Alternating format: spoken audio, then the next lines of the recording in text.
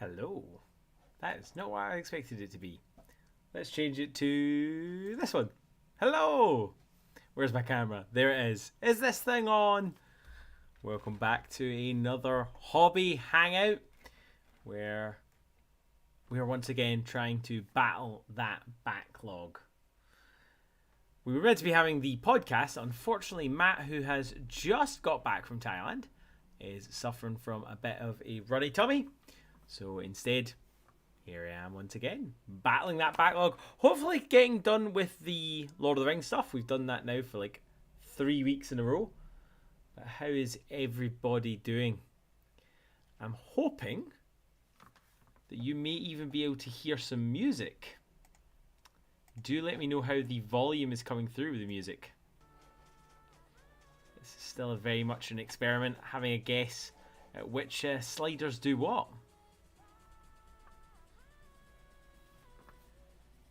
So what do we think? Can we hear any music? And hopefully, I've got the correct microphone this time. It should be coming through nice and crispy. Whereas last time it changed to my headphones and I didn't notice. But hopefully everyone is doing okay. For this hobby stream, we are going to be talking about what you have on your hobby desk. And I don't mean what you have on your hobby desk in terms of what you've still got to have painted. No. I mean the strange and wonderful things that you have that other people might be worth knowing about. Okay, maybe we'll turn off the music then. It's royalty free, and I just basically put in royalty free.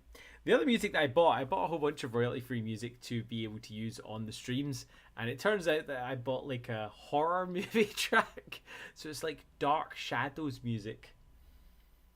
This is always the problem if you're a rock fan. Trying to find something like rock is much harder. There you go. It should be back to the blessed silence of just working, answering your questions, and getting stuff done. But no, what do I mean by stuff on your tabletop? Well, to take an example of this, spoiler from the thumbnail, kitchen roll. I would be very much surprised if you don't have some kitchen roll handy at all times. So this is the kind of stuff I want to know about. I want to know what's on your desk. What do you keep handy with you at all times? So I actually tend to keep this up above me. There's actually a little lamp, which I use for the background. And because it's circular, it kind of just slots perfectly on top. And it can just stay there until I need to pull it off, which is always nice. So what does everyone have on their hobby table tonight? What is everyone going to be working on? I have one less hero than I probably should have. I'm fairly certain I'm meant to have 6 heroes. Where's the dwarf gone? Or did I call the dwarf finished? I might have called the dwarf finished, which wasn't true, but it will do. What is everyone going to be working on today? What is everyone going to be working on for this stream? Because, of course, if you are here chatting, I also want you here hobbying. We are here to battle our backlog.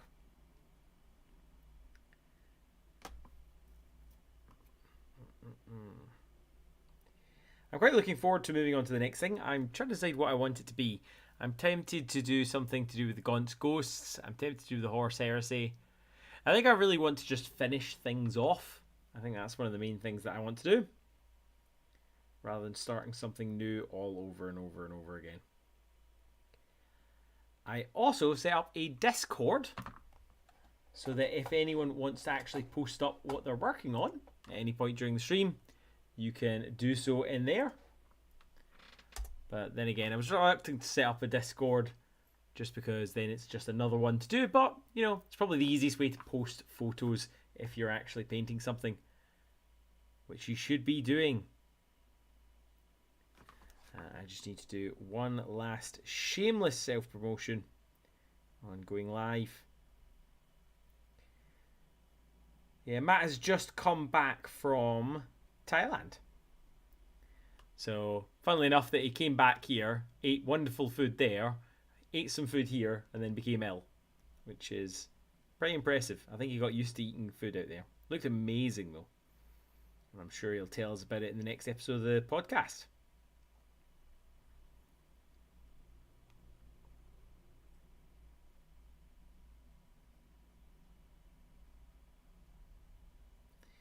Did anyone get anything from the Amazon Day?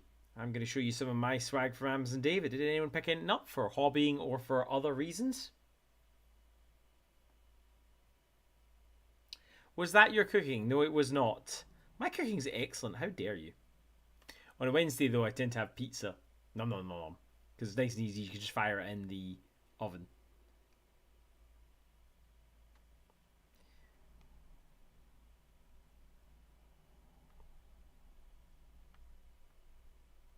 So none of the things in the actual preview are lies. I have absolutely all of those on my desk. I'd imagine most of you do. I was actually cooking. Speaking of cooking, if we're going to talk about strange things that we were cooking, this was one of the strange things I had in the oven. It is bark. I always tend to cook my bark just to make sure if there's any horrible gribblies they are out with. But I turned the oven off after cooking these and then just left them in the heat, and they've they've got a certain fragrance. They definitely sound? Yeah, they sound like they've gone a little bit too far. In fact, they feel like they've got no moisture in them at all. However, they will still work perfectly. Look at that. That's gonna be a nice bit of rock.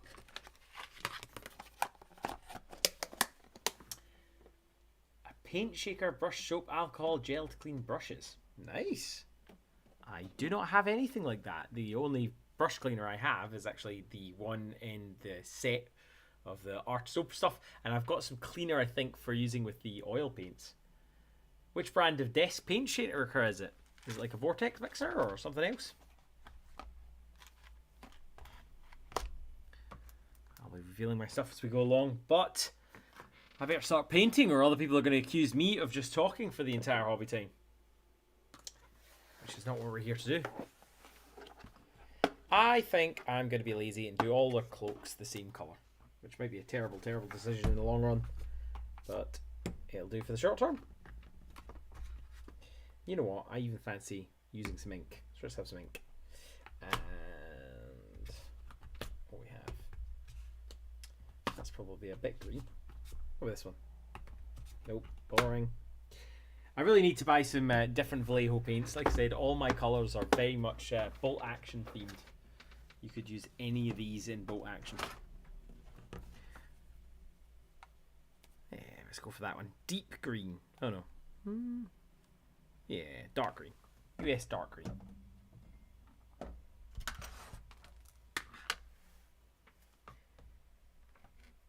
I tend to use the Handy Guy for making your... I think it's actually designed for doing fishing hooks. I tend to use it whenever there's something drying, if something's curing, like with doing green stuff. It's exceedingly handy having it. I've also got a light with a magnifying glass on it. That was one of those wonderful IKEA purchases. So you can literally pop up and you get a nice bright light with a magnifying glass on, which is also very handy. Because I don't know why, but I swear every single year they make models smaller. Maybe that's just me. I do like quite a few streamers and painters have these glasses with like zoomed in parts. I'm looking forward to giving that a go. There we go. Lovely. If you don't know of any good streaming music, do let me know. I could put on something like classical. But I don't know if that's necessarily better than hip hop. Or whatever that was. Trance, I think it was called. Alternatively, if you really wanted to, I could sing throughout the stream. But that could end badly for us all. This is definitely one of the things that you'll find a lot of on my table. Pods from either Tesco or Aldi or whatever it is that we've done our shopping from. They are child-proof, so you can seal them, but it's also good because it's things like, you know, they don't fall out when you knock the pot over. So I've actually got tons of those. I use them for my paintbrushes. I use them for containing my dry pigments. I use them for my basing material. I'd rather have the live music. Oh, what a beautiful morning. Oh, what a beautiful day. I was actually in the band at school, because of course I was. And if you're in the band, you have to be in the choir. But I was told that I had to stand at the back and mime. But the hilarious thing is I was told this after I'd auditioned to do a solo song. You know those people on America's Got Talent or Britain's Got Talent where you're like, ugh, there's no way someone would be that daft going on stage, humiliating themselves. Yep. I blame it on the fact that the voice you hear in your head is not the same thing that everyone else hears, and I believe that's the real problem. If everyone could hear the voice I hear, I have excellent comedic timing. I do impersonations flawlessly, and my singing voice, oy vey, it is fantastic. Don't worry, one of the things at my desk isn't, however, any kind of musical instrument, so I'm not going to be pulling those out halfway through the stream.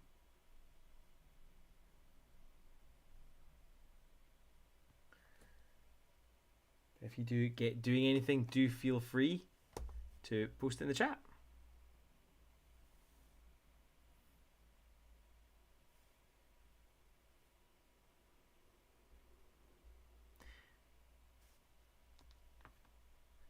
Carl, who's often with us for the streams, did not realise it was Wednesday. But that's what this is. I'm either going to be painting here solo or we'll be doing the podcast. The real question is can I get Matt to be painting on the podcast? That's going to be the real challenge.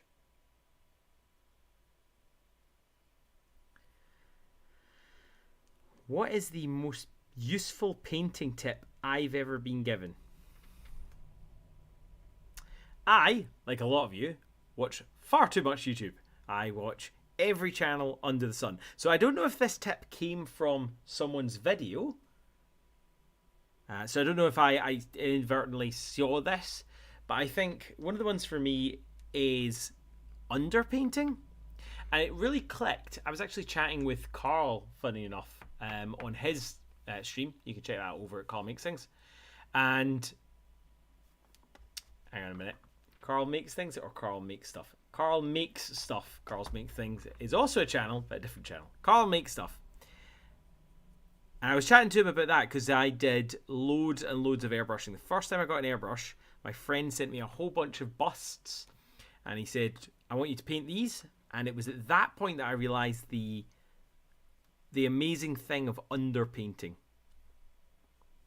And what I mean by that is with the airbrush, because it's so thin, you can put one colour underneath and then airbrush over the top a completely different colour.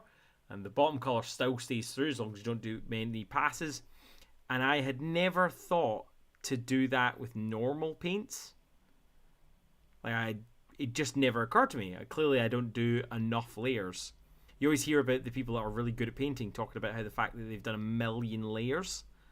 And you're like, oh, come on now. I want to get stuff done. Don't want to do that. And when I started using that airbrush and I discovered that, I thought to myself, suddenly it makes sense why they would do so many. So I guess underpainting. Squidbar did a good video about it. He was painting this troll-looking fella with his arms up above his head and very bright elbows. But he talks about it. He doesn't call it underpainting, but it's the same idea. You know, putting a colour underneath and then painting over the top of it, but letting patches come through just to give it a bit more variety. So that's probably my favourite one. But a tip that someone else told me. Well, the tip I would love you to do is if any of you have seen a really, really good video about lighting. That I still don't get. I don't get it for painting. I don't get it for doing this stream. I have a bright light here. I've got a light here. I've got like a fancy light here. And I've got a bright light here. So I would love a good video on lighting. Because I've watched videos about it, but then In actuality, I don't know if I learned anything from it.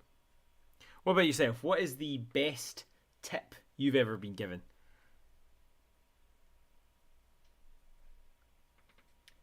James is currently working through 50 Petronian men-at-arms. Are these actual Petronian men-at-arms?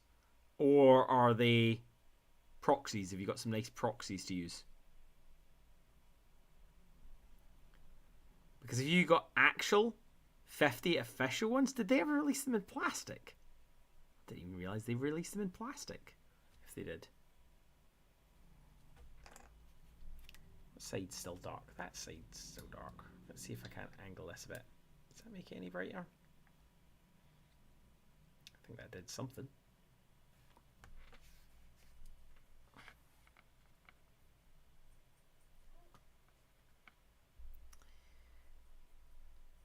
So, what do people have? Do people have something on their desk? Nice to know. Cheapo nail polish. One does the job without vibrating white finger syndrome. Yeah, they always told us that we were going to get that from our video games, didn't they? Don't play your video games too long. And because of that, I actually don't have the Rumble Shock on any of my games consoles. The Rumble Shock is off on all of them. So their fear-mongering worked. But then again, they also said not to play it for 4 hours straight. And they were wrong. Did anyone else's mother used to say, don't sit too close to the screen? And now I literally spend my entire life at work in front of a screen. And now my fun time in front of a screen.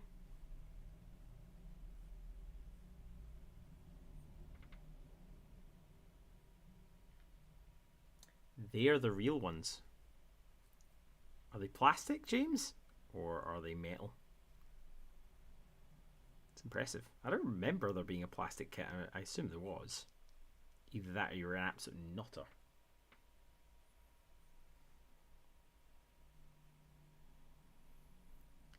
I'd quite like to get a Petronian army, or as one of the chaps from previous, Stephen, was saying, he gets this from Highland Miniatures. And if you haven't checked those out, James, they have some really, really nice sort of Petronian-esque models. Best tip I got, it's okay to be lazy. 50 men-at-arms lazy painting as they'll look good in mass. Save my time for big single models or characters. Yes! Do you know what I've heard? I've heard that if you take a, let's say, a big bird, let's say a great hero on, say, like a griffin, and if you just dry brush it gold, I hear that you'll get an amazing effect with absolutely no effort, and your friend will not be salty about it. Wet palette, definitely. I do have a wet palette, but I plan on dry brushing these in a minute, so that's why I'm not using a wet palette. I've got one of the red grass ones, which is good. It is also on my hobby desk. I think it does help just for not drying it out.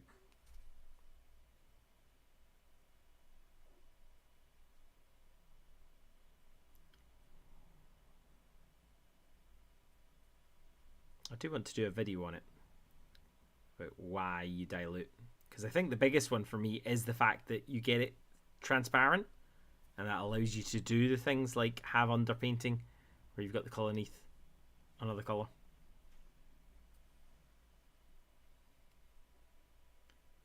And that would be good.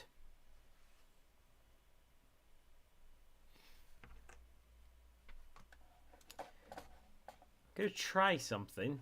I'm curious to see if I do this. So if I remove that and I play music, different music, do let me know if you hear music. I'm curious to see if I can play iTunes or an audiobook in the background. Nope, that's just distracting. Nope.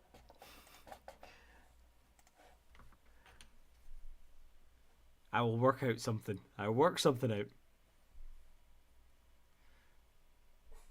I always wonder, these people like Squidmar who have their music and whatnot, do they have someone that just trawls through music to find stuff that matches videos? Because a lot of these bigger streamers, you always hear the same music. And I wonder if that's just because they go, hey, that sounded good in their video, so I'll just use it in my video. I'm curious to see if they do that.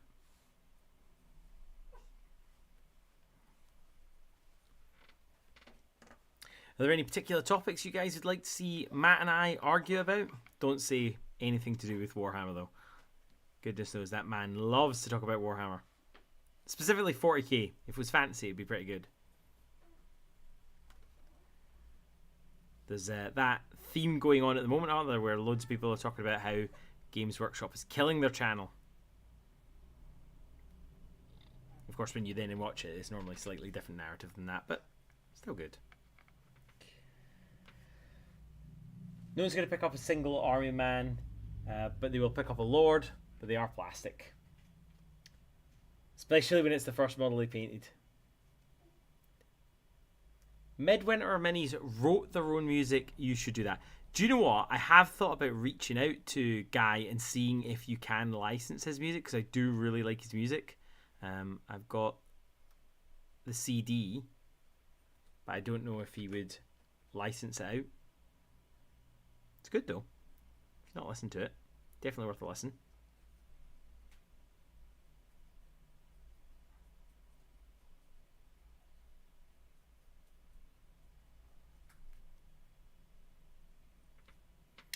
Red Grass bringing out new light on Kickstarter could be good. Ooh. I feel like the guys on Trapped Under Plastic trolled it. I feel like they made fun of the light. But then again, they make fun of most things, so that doesn't really narrow it down.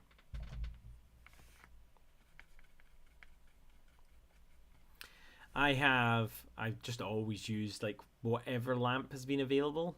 I always see those big, you know, that 100 and something pound ones that people use. I did get, for YouTubing specifically, for recording, these two big lights here and here, and they are pretty good to paint by. The only problem is constantly trying to get it in light enough that, you know, it doesn't blow out white and mess up the autofocus. Maybe I'll treat myself to a better camera at some point. My friend Sergey over at MiniQuest 64 has just got an amazing 4K camera. Costs an absolute fortune though, but the footage is amazing. His next video, you will see how good he is at painting. I said this to him the other day. I said to him, you know, I didn't realize you were as good a painter as you are, because he always paints like 3D printed models, but not like majorly detailed ones like that are like anime, or you know, he recently did a really cool model. It was Link from Wind Waker, so the sort of the cell shaded sort of effect, and they're very cool, but they don't necessarily show off his amazing skill. But this new video, even though it's an old metal dwarf, it really shows off how good he is.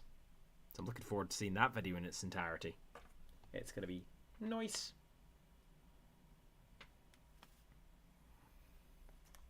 So speaking of things on the tabletop, this is something that I picked up on Prime Day. An electric hand drill. Because I got tired of pinning a whole bunch of 30k models, because of course.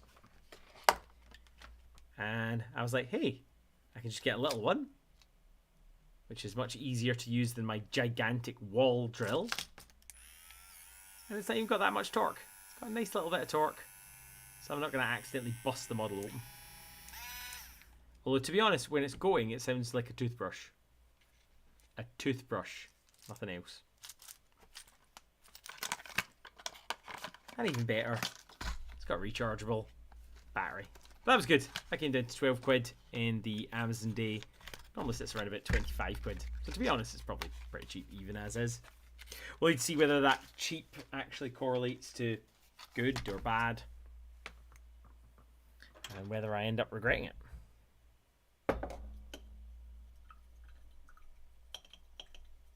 You always see ones on Alleyware where there's drills like that. They're like, oh, we're specialist drills with diamond bits. I'm okay. I don't need it that good. Resin 3D printers, pros and cons. That would be a good topic. It's just a shame that neither of us has a resin printer. I plan on asking my friend Nigel from the Wonder Emporium, who, pretty cool. He started off as a manager in a fish shop, fish store, whatever you want to call it. And he became owner of his own printing company. I mean, it's a one-man band right now. Just you be wary. He's going to take over the world at some point. But I plan on having him in for an interview so I can chat to him about what it's like 3D printing. He's quite a shy guy. Wow. There you go. Andrew Davies himself. Maybe you could put a cheeky link to your store in the chat if you like. Although you have to put a space in it. I think it automatically removes hyperlinks.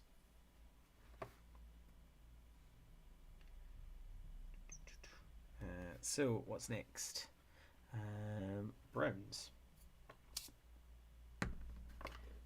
Of course, if you're watching, hopefully you're working on something. Literally just logged on. Nice. Glad he's joined us. As in, you literally logged on so you didn't hear any of the nice things I said about you, because if so, then it was all nasty things. I was saying how you had a website that has never been online, ever.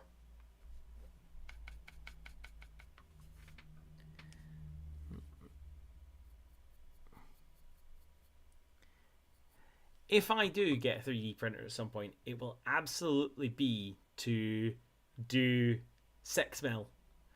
Because I picked up a little while ago, let's see, at Risk It All. Let's see, up there, look at those. It's an Eldar Epic Army that I found in a charity shop that didn't cost £1 million. So I do plan on painting all that at some point. There's a guy I follow on Instagram and he just does amazing work. He always is posting these absolutely tiny, tiny prints. And of everything, he does Lord of the Rings, he does 40k, 30k. Absolutely everything you can imagine. And there's nothing more satisfying, I think, than managing to do a whole miniature, or in his case, a whole army in a single night. That is progress.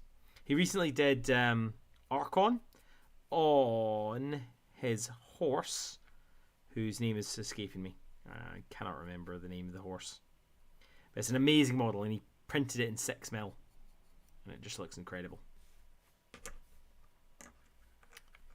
So that would definitely be something I'd want to do. Just print tons and tons of 6mm stuff. There's a game that I like called Joan of Arc, if you've never seen Joan of Arc. And it's incredible. Mythic actually did another IP, actually. It was Darkest Dungeon. That's another thing that they've done at the moment. I remember reading about it because they've run out of funding. And so they were asking backers to contribute because the shipping had gone up. It was something ridiculous, like 600%.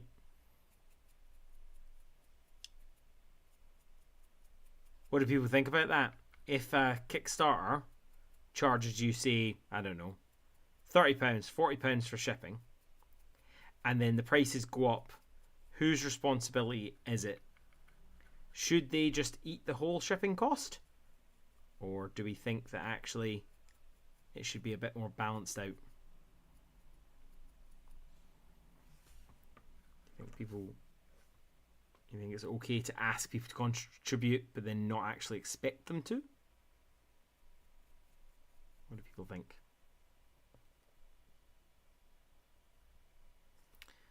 Mark, apologies. I don't know if I saw what you said that you were working on.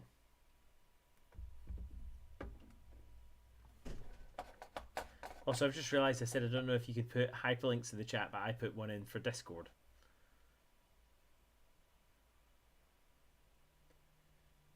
What do you have on the table in front of you, Mark? Are you building? Are you painting? What are you doing? If anyone wants to put pictures, feel free to jump in the Discord and add some pictures. And I will do a cheeky little screen share later, maybe towards the end of the evening, and we'll have a look at what everyone's managed. Because if you can manage to sit down for 2 hours on a Wednesday, you will start to plough through things. Because basically this is the only painting I've managed all week. I mean, if you guys have done better, if you've done some on other nights, well done. That is great.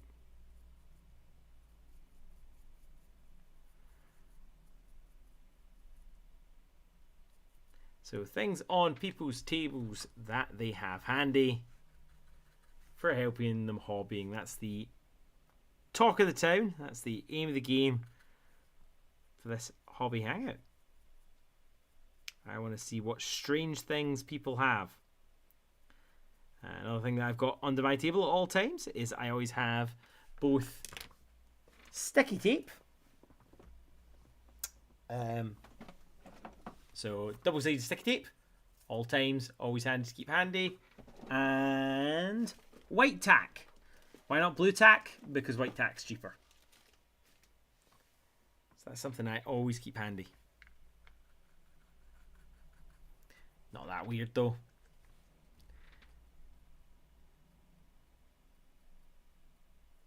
I think if I got anything that will absolutely shock people, probably not. But maybe. Maybe I've got an inflatable doll under the table. Not entirely sure on how that would help me paint though. But maybe we'll find out. Let's do some beige. Although it's come out as less beige and more puke.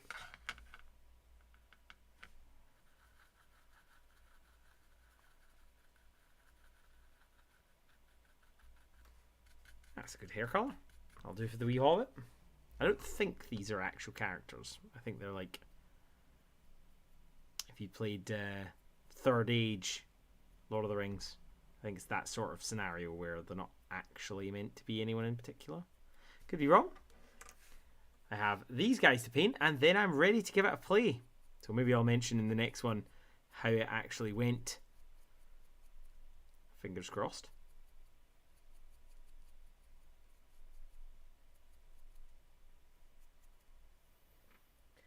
Customers should pay shipping at time of delivery rather than at point of packing to prevent this kind of issue.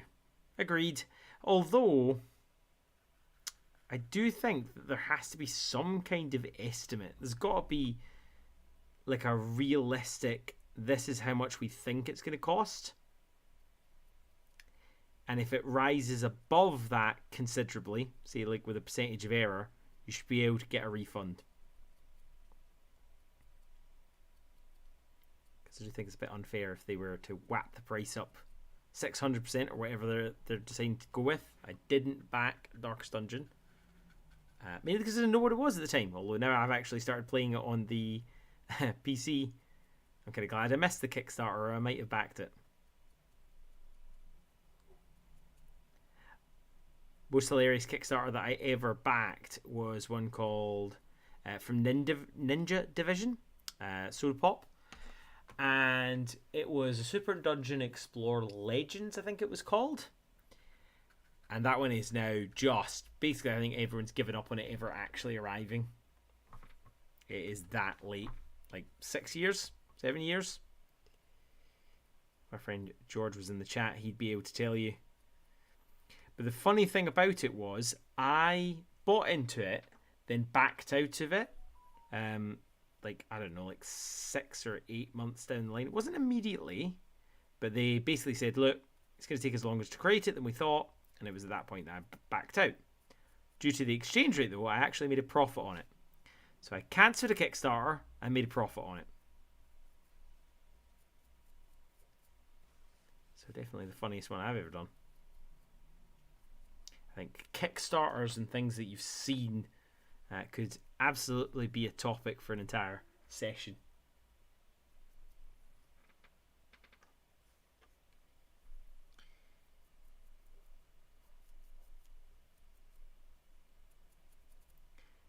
Another thing that I will never not have on my desk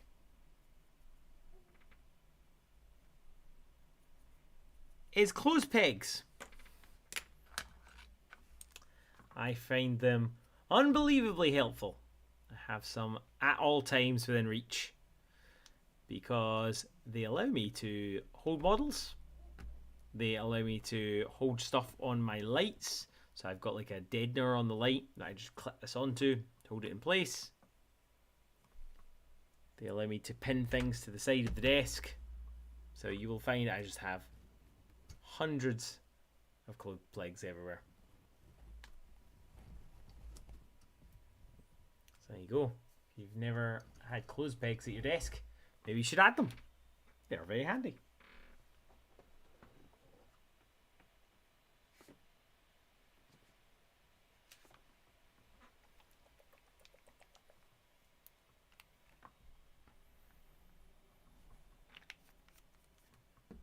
I also have, for another strange thing, I have a roll of Antisec grease paper.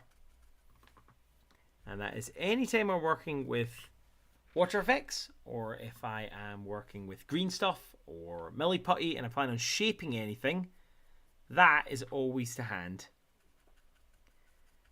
Because it is absolutely great. You roll it out onto your surface, because this, even though it doesn't feel like it would stick, everything sticks to it. If you get a little bit of greaseproof paper, fire that down. You can stick your green stuff, you can stick your milli putty, you can stick anything to it, and then just pop it off. So greaseproof paper, if you do anything with putty, absolutely worth it. Keep some handy. Use that whenever you're going to be shaping stuff and you don't want it sticking to the surface. You can just pop it straight off. Because the worst thing is when you're trying to unstick something and then it tears. And that's just absolutely a nightmare.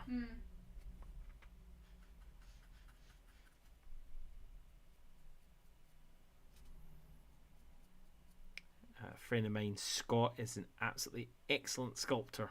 And it was him that told me that. He would sculpt little ogre faces or dwarf faces. And he would have trouble with getting it off of whatever he was working on if he tried to take it off before it was fully cured. And that was his solution. Greaseproof paper.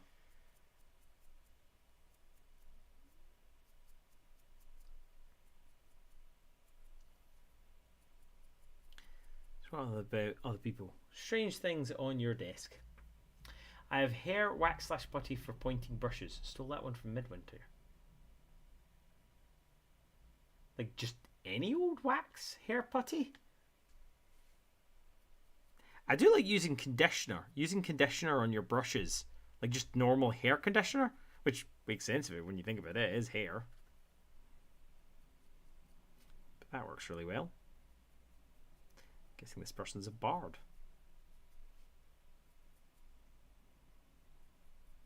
Well, they're getting red hair.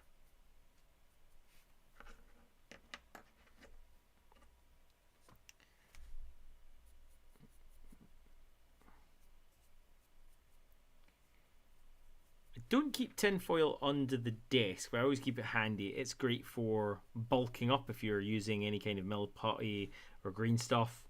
Make the shape out of your tinfoil so that it bulks up, and then build everything else around it. Saves you on a lot of putty, that's for sure. Save you a small fortune.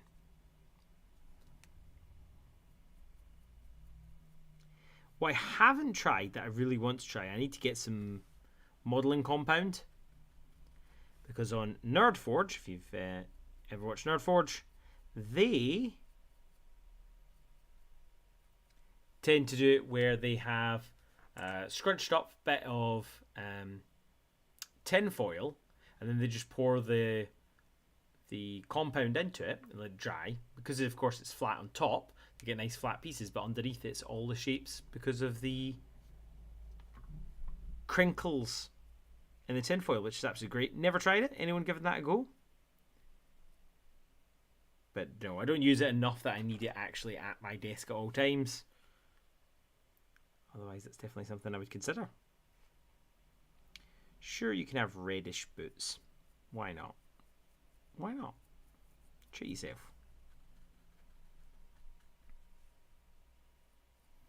I should probably get the artwork for these characters, but like I said, I have no idea. I don't know their names. They don't deserve specific paint coats. Just stuff that comes in wee tins. Nice. I'll need to give that a go. Is that for keeping the point? For pointing brushes? Yeah, nice. Yes, my brushes all come to very fine points, as you can see. Admittedly, I'm dry brushing, so it doesn't really matter.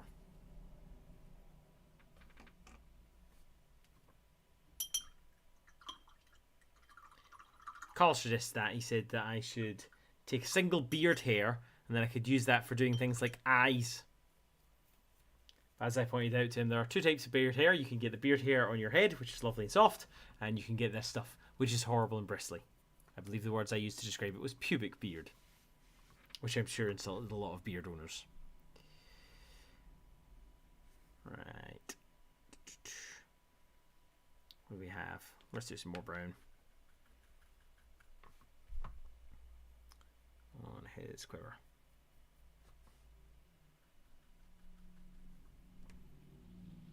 Does anyone have any other types of paper at their desk? Does anyone do a little journal, or do you keep like a nice thick cardstock? Some people like to keep a piece of paper, a nice good cardstock, for testing the colours of paint. So if they've mixed their own paint, one of the ideas is to test it on a piece of paper to make sure the colour's right, because then you're testing on white, so it's a good sort of backdrop for what it will look like. Especially if you're planning on doing lots of thin layers, because then you can take it and you, of course, then you could try putting paint over the top of it and see how those two layer in terms of a true colour. Not something that I've done, mainly because of space. I've got basically this green bit, and I don't think you could sit two of these side to side on my desk. So that gives you an idea of it. What, this is 44 centimetres? So if it's 44 centimetres, my desk is probably 70 centimetres.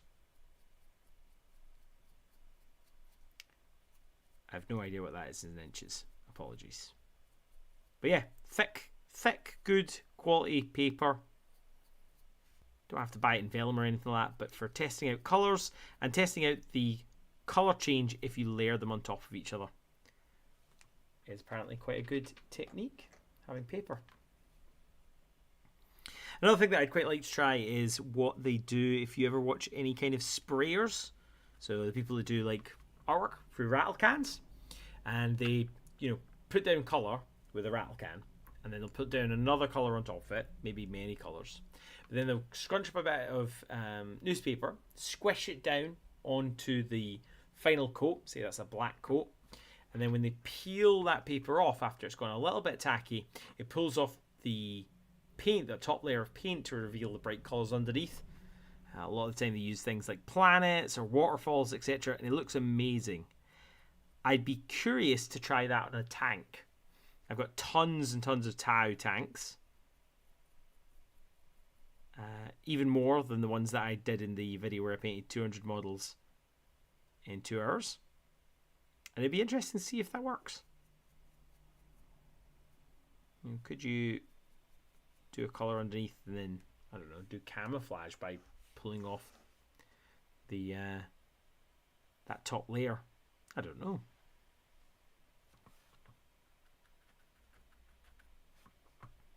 It's one of those things, isn't it? Nothing novel that we do as hobbyists is really that new under the sun. If you want to learn from them, you just look at like railway hobbyists, and they've done it for years. Anything you think of, a modelway hobbyer probably already done it. There seems to be a bit of a spate at the moment in the YouTuber community of doing trees and indestructible trees, and they're all like, oh, look at this amazing thing.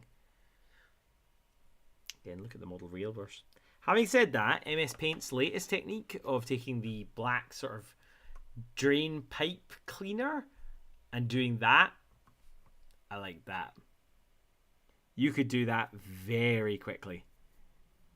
And anything that looks that good after that little effort, well, I like it. One of the videos I'd like to do is a battlefield in a day, and that is definitely going to be the basis of how I'm going to do the forest. The big black industrial sort of pipe cleaner stuff. Cut that up, and then use that as your basis for trees. Genius. What is everybody else working on? We've got quite a few people in the stream. What is everyone painting? What is everyone working on?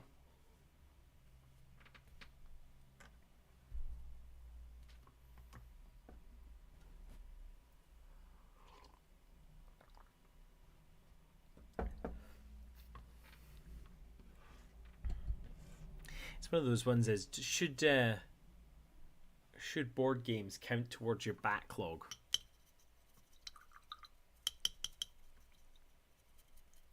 There is something to be said about, should I have sprayed every single model from every single board game? I think the ones that didn't have colours like Mythic Pantheon definitely wanted to undercoat those because they're such nice models. I have every intention of painting them. But maybe the ones from things like Ankh and Blood Rage where they're different colours, I do sometimes regret that. Jam jars, definitely something that I keep handy. They are so good because of course you've got the lids for them. You can put your water in it. Easy to wash out. Yes, this did start clean at the beginning of the stream. Just takes a couple of paints and that's it. You get it dirty. Do any of you have a separate, specific like cup or glass that you use for dirty water?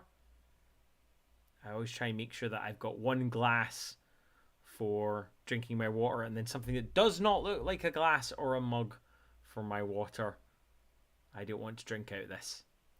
Not that anyone would ever do that. I can't imagine any of you would be painting, say, on your bed and have this and then get thirsty in the middle of the night and then say, oh, I would like a drink of something. I'm not, talking to anyone in the chat in particular. I'm sure none of you have done that. Hello, Chris. Late start for cracking out the Wizard's Tower. Very good. Is Wizard's Tower a 3D print? Is it? What is it? Unless that's a euphemism. I don't know what it would be a euphemism for, mind.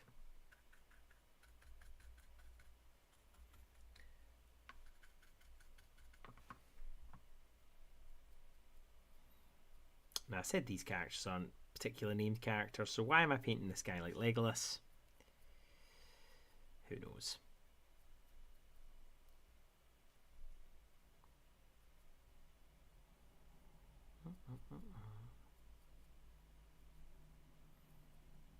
Probably supposed to do it in more layers.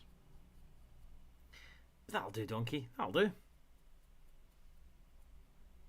If you have time to be looking at the miniatures on the board, then you're not playing the game fast enough. And if you're playing the game too fast, a robot will break your fingers.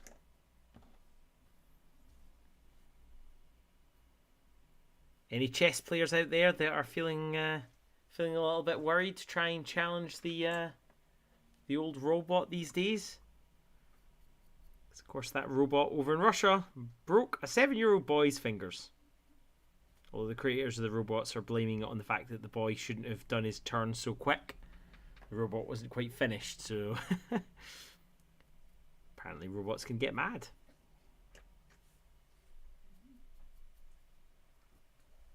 It's a little bit brutal. We are all human and every new experience is a learning experience. Seems like a really random comment, James. I hope that was in response to any, theoretical people out there. Theoretical people that may or may not have drunk and water.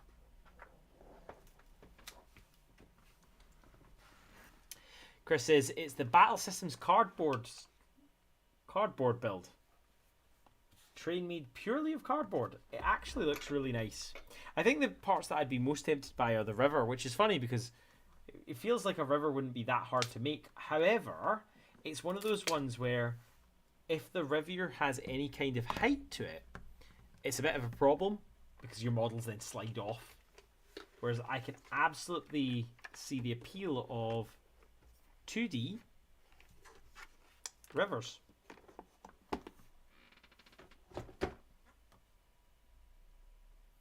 Would you recommend the Battle Systems cardboard build? That was a Kickstarter, wasn't it?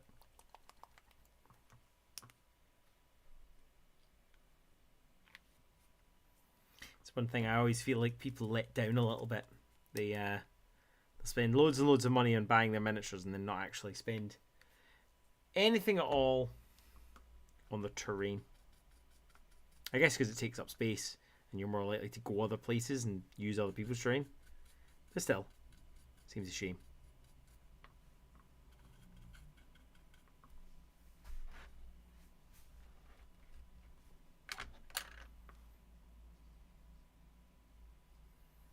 Where can I put this blue? Not on his trousers. Let's have some blue on his trousers.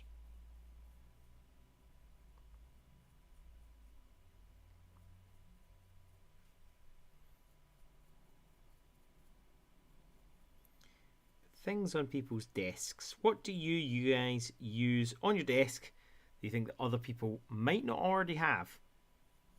Maybe you're sitting on the next big idea and we're missing out on it because you're not willing to share. Let us know what you have. Another thing I have on my desk at all times, a colour wheel. Not really sure that I fully understand how to use it. I understand that if you're trying to get a good colour that stands out, go across the way. Zumiko Miniatures, Simon over at Zumiko Miniatures did one where it explained a whole bunch about it. And it's a good video. I think my problem is I get into enjoying watching the video more than actually learning the information. So it goes in one ear and goes out the other.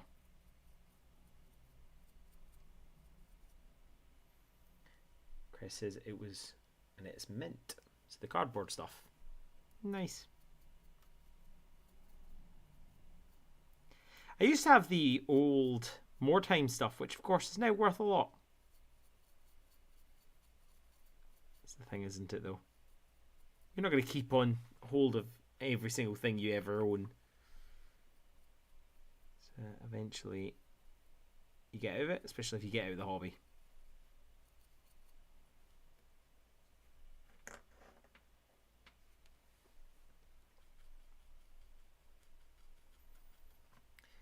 But things on people's tables that you would recommend for hobbying, something that you always keep to hand. Got a pencil sharpener and a pencil in here. I have on occasion been known to colour in the blades of my weapons using graphite, and you know what? It looks good. Of course, it's naturally reflective. However, it does mean if you ever handle those models using that bit, then you're going to end up with very silvery hands.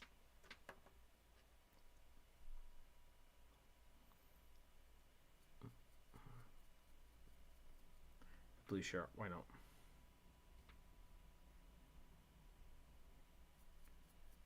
I picked up recently after watching I want to say James, but that might be because you've just put something in the chat. Rising 8 Miniatures video, his recent video on edge highlighting. I actually picked up the pens. I think unfortunately they're in the hall, so I can't show you.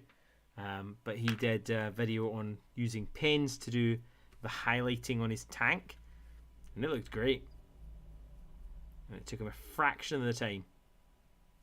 He did say that he wasn't sure how well it would work on small miniatures, though. It was definitely more for doing the large miniatures. In his case, it was doing the Sakarian battle tank. Oh, in a recent video I was told off. I called one of the paints Zealot, and it's Zealot. And they also told me that I needed to say there's been a murder and purple burglar alarm, although that one is almost impossible to say. Do you want a little bit more red? Is that still dry? It is still wet.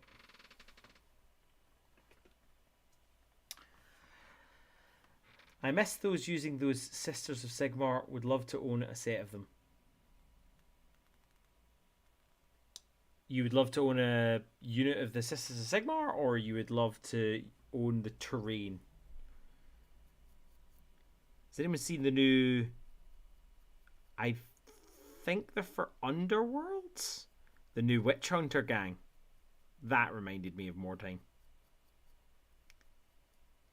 I wish I hadn't sold my more time stuff.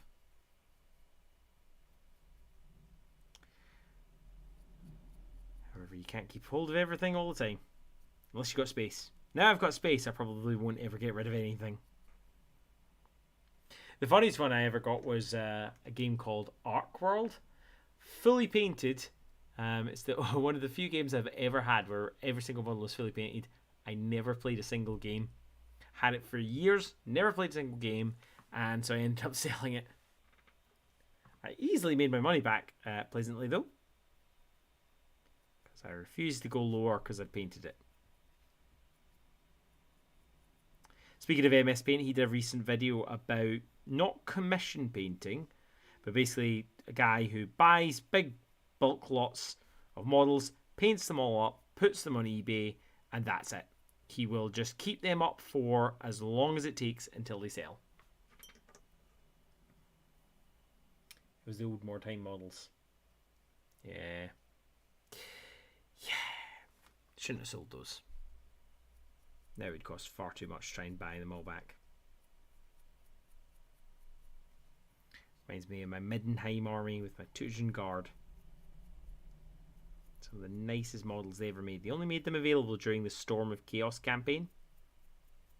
Middenheim elite guys. Although nowadays I guess they would just be great swords or great hammers.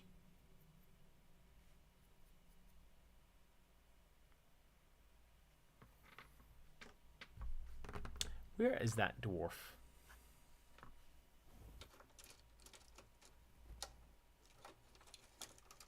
I must have got him confused with an orc. I'm sure he won't be pleased about that. The expansion for this game's one recently came out, and you'd be surprised how expensive the blooming thing is. Or maybe you wouldn't. Did I want to do any more on him? No. Nope. Once you're done, you're done. I probably should have done the faces earlier. Let's do some more red on the scabbard.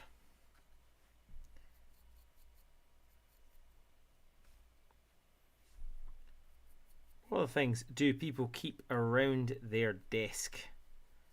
What do you have that always keep handy? I think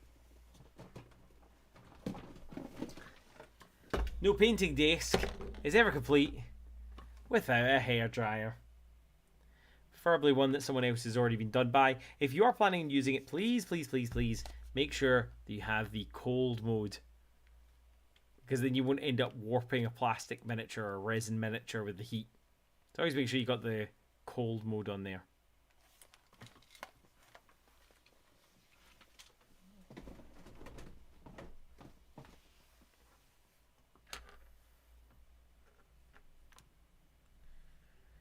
And of course magnets. I don't think if you look around, there are literally hundreds of magnets on all the different arms. All the different arms that all the stuff's on. Although in retrospect, I wonder if putting these near the lights and cameras might be a bad idea. I'll stick on that one. That one doesn't have a camera on it. I love boom arms.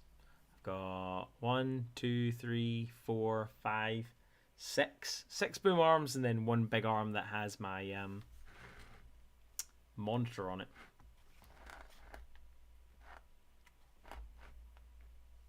Let's get rid of that. There we go. Back to center. Right, skin.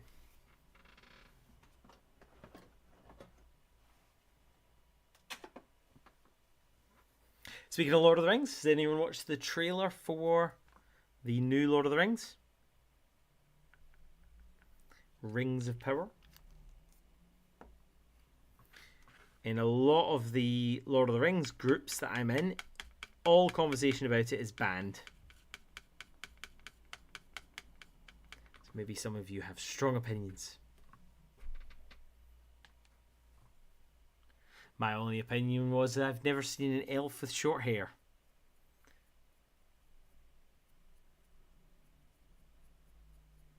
Of course, some of them do have short hair. But I wouldn't say that's a deal breaker for me.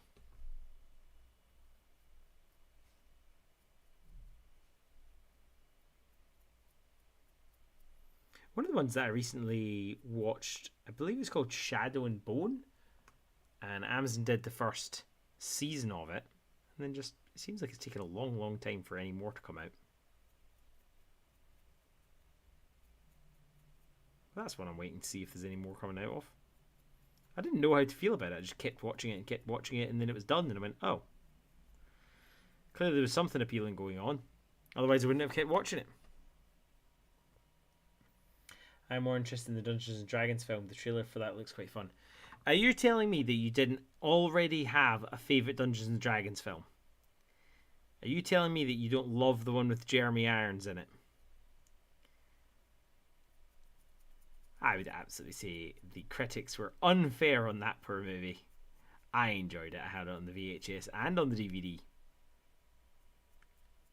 And I thought it was good. I recently was reading an interview with Jeremy Irons about, they're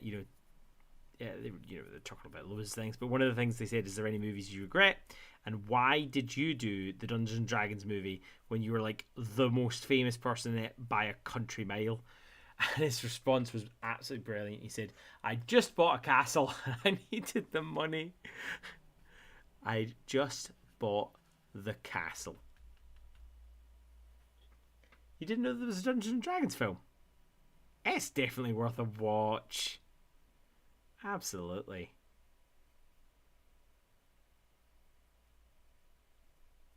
It has dungeons and it has dragons.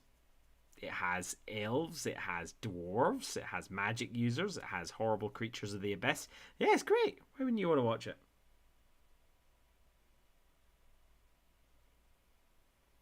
Not sure if you're a fan, but a TV show, the novel Eragon, is in production at Disney. I'm guessing that's related because of the Jeremy Irons connection. Maybe that's why it popped into your head. I very much liked the books, but to be honest with you, I can't remember the last one. Was Brissinger one of the last ones, the one with the gold dragon in the front? But I can't remember how it ended. Did he finish it? I assume he must have finished it. Yep, I agree. The Eragon movie was very painful to watch. It was not what I hoped it would be. I absolutely agree with you there. I remember reading about the whatever they were called, Rajak, and just being absolutely terrified, and the things in my head were just terrifying. But I guess sometimes converting stuff to the big screen is difficult. I don't even remember what I didn't like about it. Maybe I need to go rewatch it with fresh eyes. Or maybe it'll make me even sadder. But no, I would definitely give a TV series of Eragon a shout. Best fantasy film I've ever watched.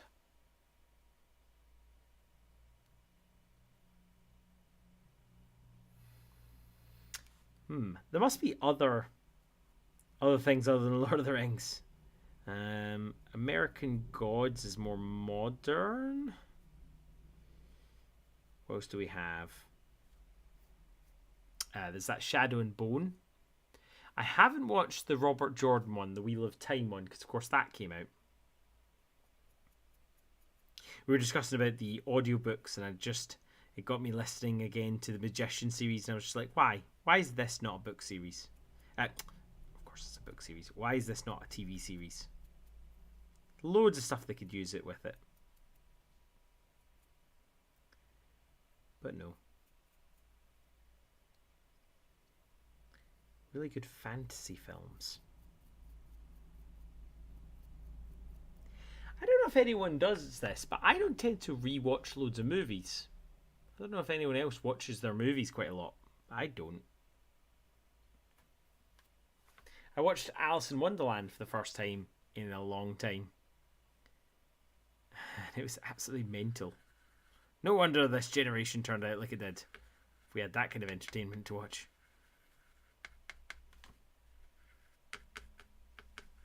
I've got the board game of that, actually. It came with tons of miniatures, more stuff to paint, and of course the little chibi things, so they're very soft in detail.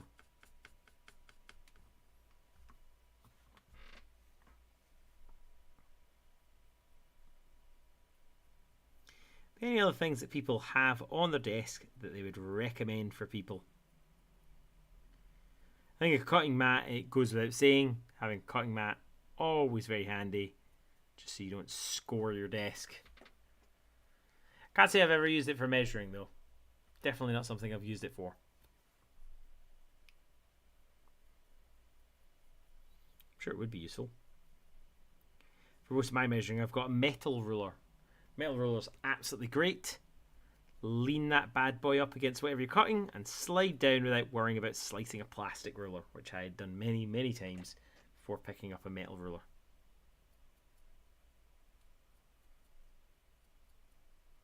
Tweezers. That's another thing that you should definitely have at your desk. A set of tweezers. I've got little ones and I've got great big honking tweezers.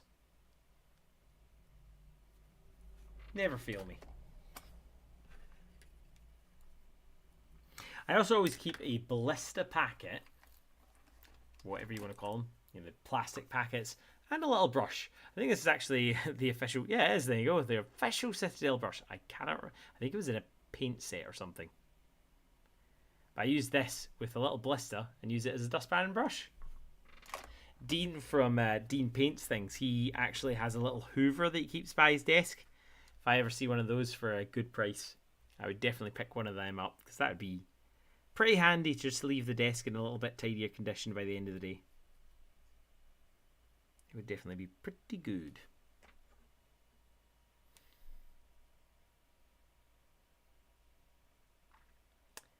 Is that because yours is upside down? I don't believe my cutting mat is upside down. Is it? I don't know if that's the camera flips it or not. Mine reads 1 to 43. I think it must be flipped. The camera is, to get it so that you're looking the same direction as me, I have to rotate the camera. So I think just the camera being rotated makes it look like this is upside down, just because of something to do with mirroring. Something that always makes me laugh in Microsoft Teams for work, I've got to be careful not to wear anything with text, because to the viewer, the person on the other end, it shows the text backwards. Which, again, confusing.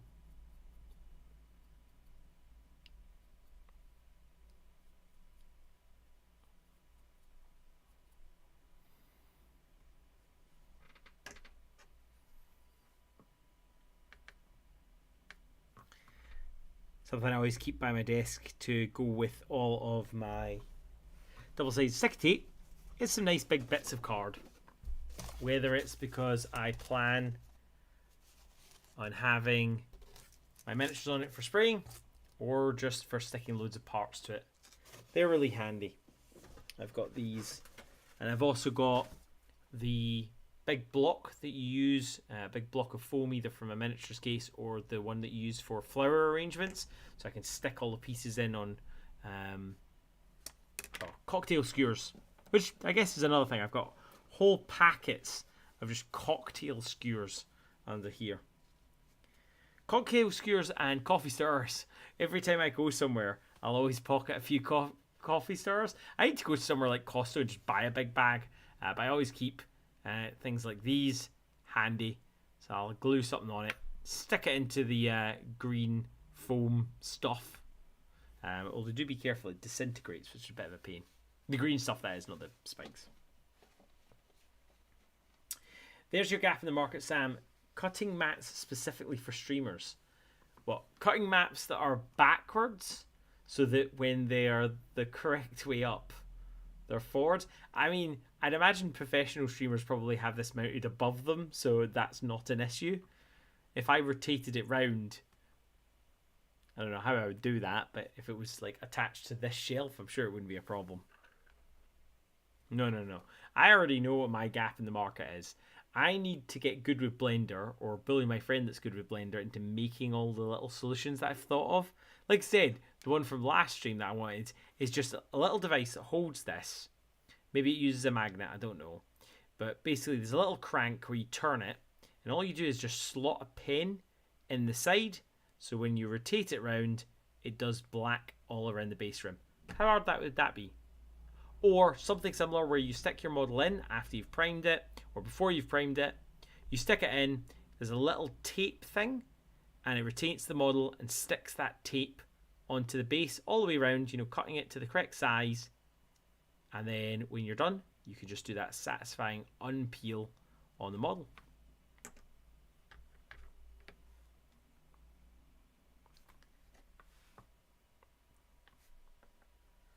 You know what they say, we all get one good idea. That might be mine. Maybe that's my good idea. My only good idea. And I've just shared it with the world. Now, my $1 million idea, which is now worth absolutely nothing, is if you remember back in the days when everything was DVD or VHS and you couldn't actually buy anything, there wasn't all the streaming services there are now.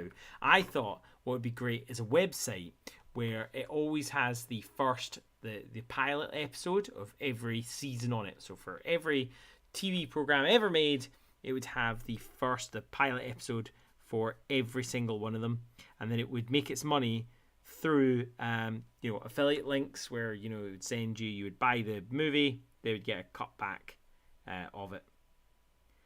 But of course, with streaming services what they are now, absolutely no need for it anymore. What we do need is a better website that actually has useful APIs connecting to all the major streaming services. You could work out where you can watch something in your area. Now, at this point, if I was a really good streamer, I'd go, and so to solve this problem, we have NordVPN. But this isn't a sponsored stream. So no, don't worry.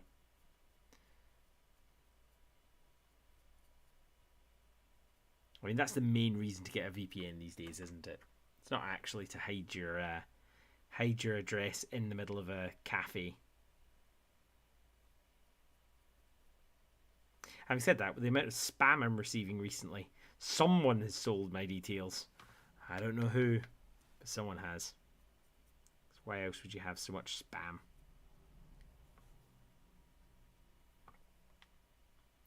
Mark, how are you getting on with what you're working on? You still out there? How's everyone else getting on? Hopefully those Bretonnians are falling. That wizard tower is building.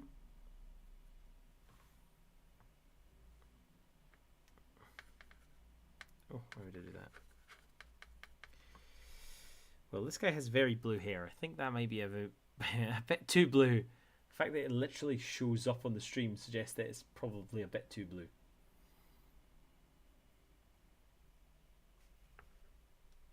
As I said, if you're painting anything, do feel free to pop it in the Discord.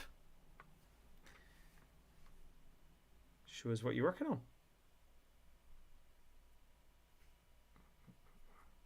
Do you know what? This guy could almost be a Witcher. Almost.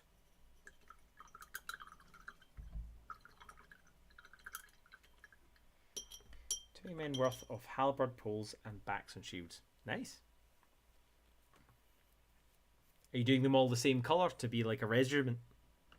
That's how I did the Dark Souls board game. Did them painted like that.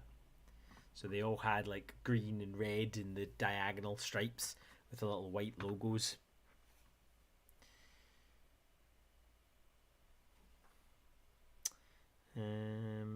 Pretty happy with that. You definitely need to wash in your hair, but apart from that, looking pretty good. You need your feet done. How did I entirely miss your feet?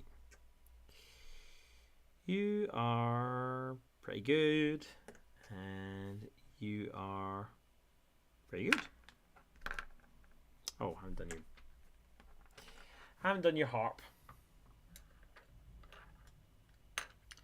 Let's do tad brown, tad gold. What is your base coat? I am not freehanding 50 shields. Yeah, I'm going to see if I can get some custom transfers printed for the shield. And you're going to do them all. Wow, impressive. I've got the Victrix Romans, and they have lovely big shields. But again, no detail on them, and they sell transfers. The thing is, I hate doing transfers. But would I hate that more? Hate that more or less than doing so many of those? Hello, George.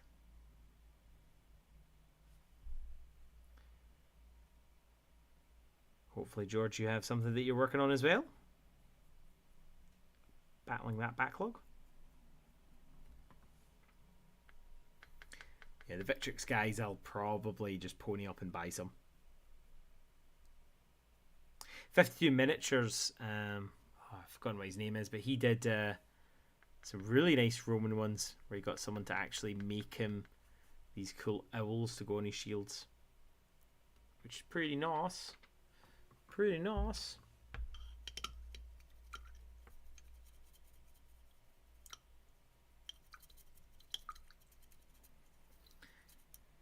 We are chatting about things that you have on your hobby desk that are an absolute must.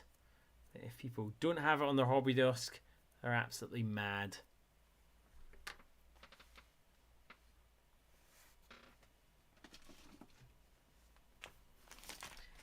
I have tons of these.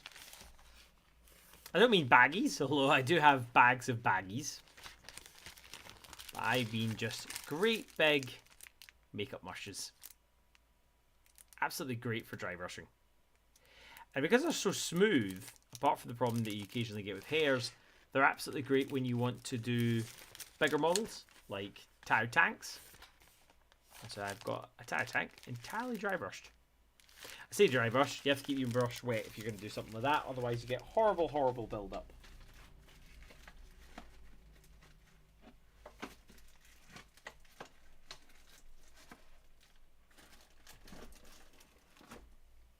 Someone near the beginning of the chat mentioned wet palettes.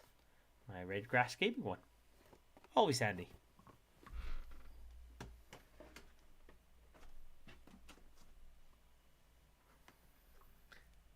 Magnets. Definitely magnets. Keeping those handy is always good. I thought I'd got the black wash out, but apparently not. Either that or I didn't put it back in the right place.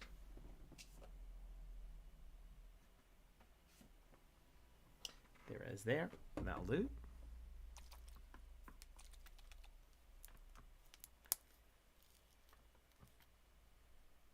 Yeah, that's another thing. An attachment for a drill that can hold these paints. I mean, effectively the greenstuff world one is just like a rubber suction cup that you put your pot into and then just shakes it back and forward. So, you know, you could easily do one. Like just a little plastic container that goes on the end of a drill.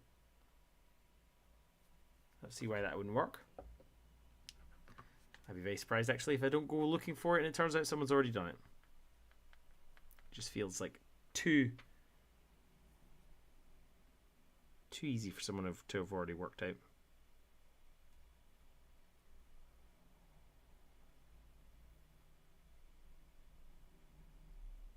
I just don't feel like my paints ever separate that much unless I've left them for so long. And then sometimes I open them and they're dried out, so the problem is not actually that. Then again, I do wonder, would it have saved some paints if I'd used something like that? Has anyone ever tried sticking their paint on the end of a drill and just whizzing it around? Is it feasible? Is it madness? Maybe one of you has done it before. I've definitely shaken pet pots before and then had the paint just fly out the end. Or the worst one is when you've got like a protein shake and you're shaking that and you don't realise the lid's open and it just goes everywhere.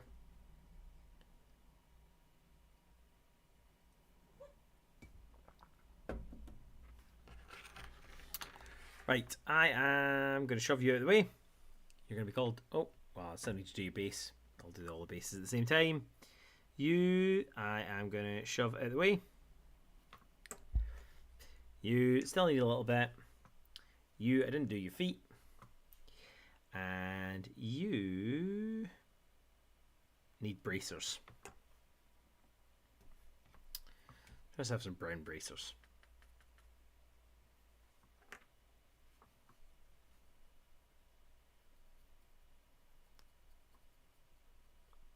I would like to pretend that the cream skin tone over the top was a deliberate act to get a nice highlight while I'm dry brushing this over the top, but it's not. Pure coincidence. You know, well, I've got some brown on the base, on the brush. Let's add some dirt to the bottom of the cake. Let's do that for all of them. Never had the need for vortex mixer type stuff, put agitators in the paints, and that's about it.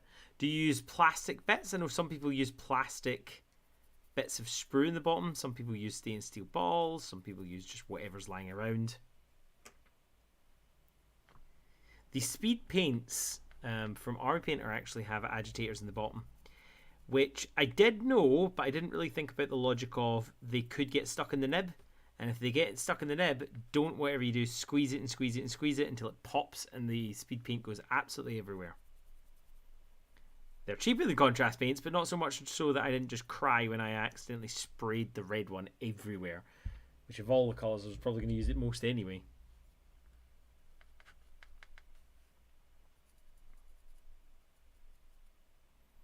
Oh, I do like that. I mean, would that count as a highlight? It doesn't count as a highlight. What on earth would you call it when you're adding like dirt to the bottom of the cakes? Environment building? Right. You can go away, you can go away. You can have a bit of brown in your bracer, sure, why not? And you get brown bracers, and you get brown bracers. Weathering. Yes, now you see it.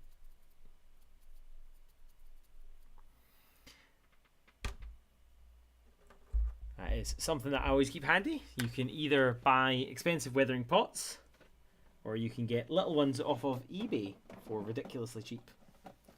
So here is a pot of not so cheap ones. The Vallejo Pigment paint. So powders that you stab on. These ones, someone was actually selling off. Another one of these useful pots. Sealable, lovely. But I have another box around here that has nothing but really, really cheap ones that I picked up of eBay for ridiculously cheap. It's literally just a baggie full of powders. And those powders are just as good as the fancy expensive ones. Well, I've just found something else I always keep handy. Straws! Paper straws! They are incredibly helpful for creating little decorations on bases. And I also keep every single bit of plastic that I cut off when making models. And I'll just stick that straight onto the base and use it for random bits just to break up the surface texture. I think it works great. Anything on a budget. Anytime you can make something cheaper.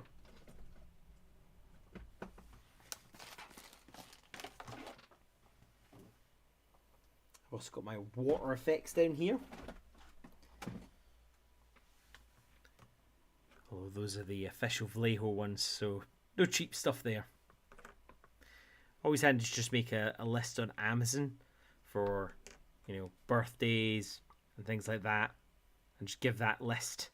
So if you're ever unsure and you're like, oh, I don't know what I want to have, you can just give people that list and then they can just buy you something off of that. That's how I end up with some stuff that I'm like, I'm not sure how I'm going to use this yet.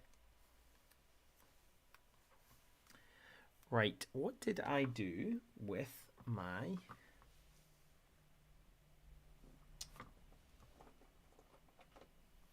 What did I do with my Vallejo mud?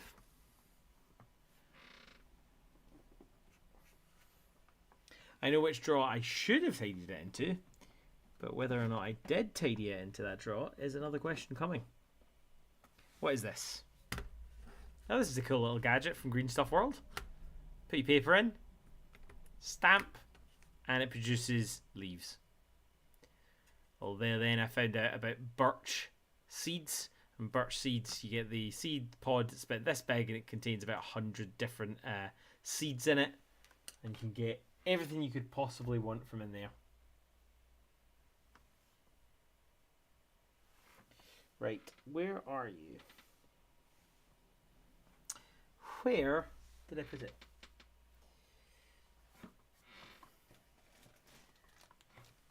there's my scrub stuff, which is good.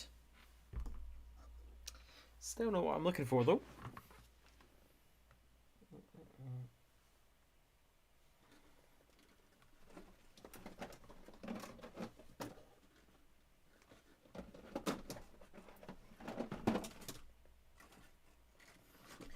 It is organised under here, I do promise you.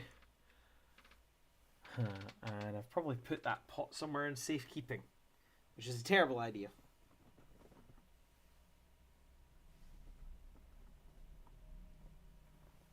I have definitely both lost money and miniatures before by putting them in safe places for later.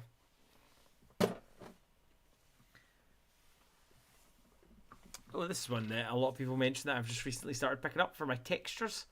Mod Podge. Cheap.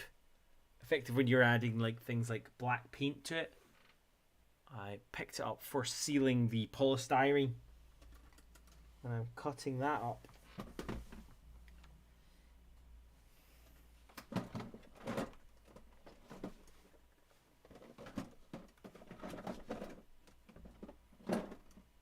Okay, I'm sure it'll turn up later and I can base them later. For now, let's just get these little tufts on them.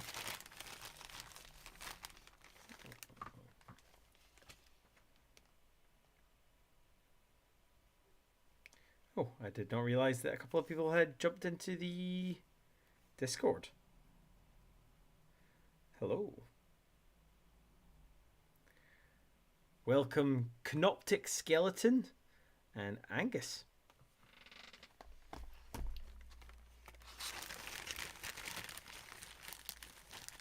And James, if you could be persuaded, put some photos in the Discord of your men at arms. That'd be cool to see. There's some scrub brush. Ah, your heroes. So you can have some flowers as well. You know what? The heroes can have 2 bits apiece. Spoiling them rotten.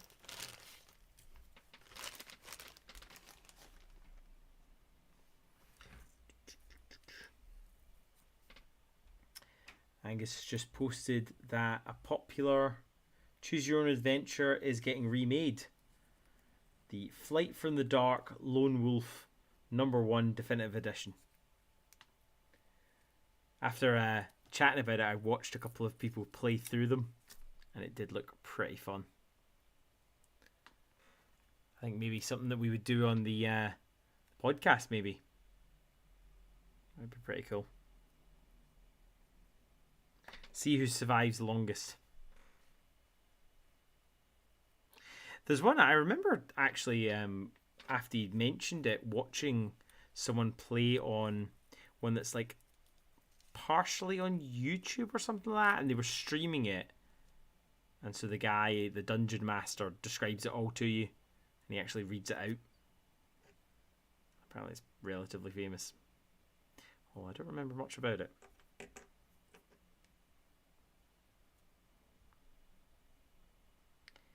One thing that a lot of people have said that's quite good is making your own tufts.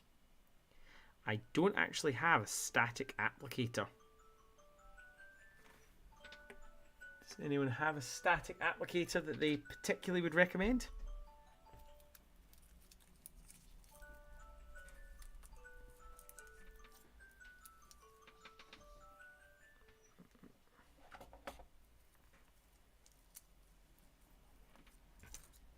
I remember using them back in the day, like the static grass, and I never liked the results. It looked too fake.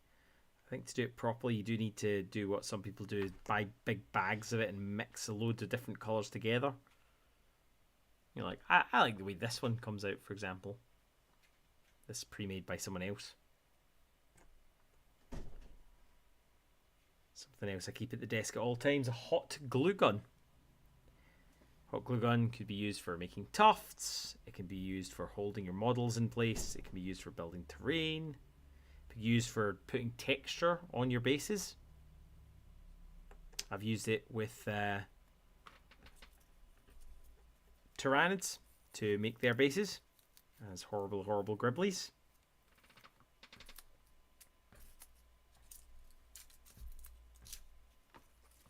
So hot glue gun is definitely a must. You can pick them up so cheap with their containers as well. Right, you guys are done, apart from your base. But annoyingly, I cannot see that paint for the life of me. It's probably going to end up being behind something. It's probably behind the computer on the stream.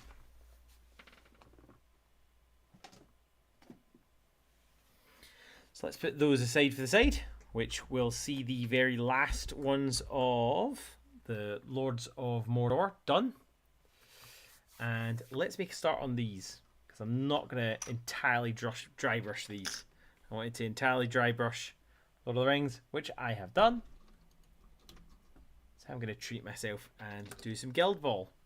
This was meant to be the challenge a couple of weeks back for the podcast. And as you can see, I definitely managed to finish them all. Slash, didn't even manage to start them.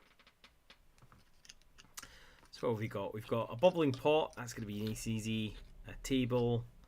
A pie. And then we've got an otter. And then we've got the humans. Boo to the humans. The humans can go away at the moment because I have to make a decision. I haven't decided how I want to paint them yet. I saw one that had them all in black and gold, which I really liked the look of. But then again, I don't like painting black, so we'll see. So we've got the cauldron, we've got the pie, and we've got the otter. So I think I will start with the easiest one and do the pie. I mean, how hard could a pie be to do? That should be nice and easy, right?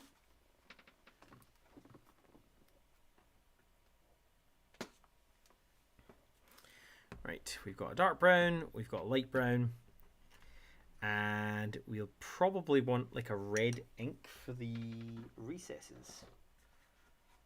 Do I have a red ink handy?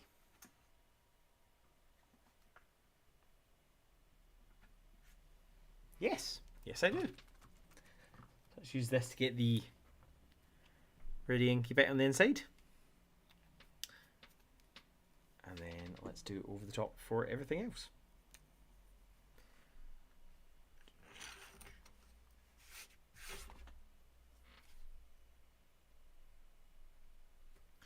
What other things do people keep by their painting desks? Is there anything that you keep handy? Paper clips are always a good one.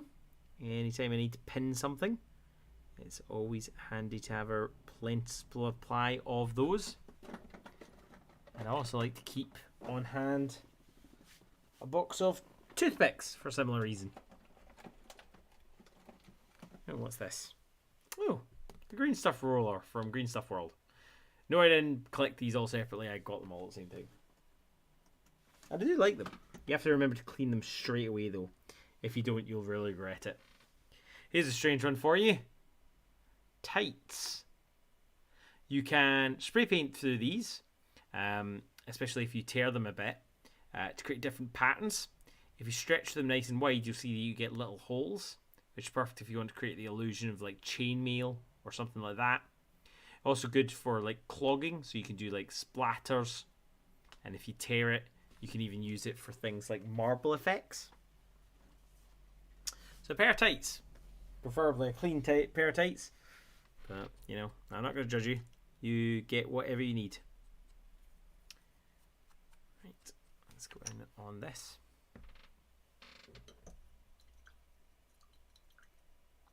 There was a video recently by Atraxia Paints, and they were talking about how they always keep a cloth handy rather than using, you know, like kitchen roll constantly. But then they turned around in the same video and said that it was a terrible idea, don't do it. So I'm not entirely certain which. I did use one whenever I'm doing airbrushing though.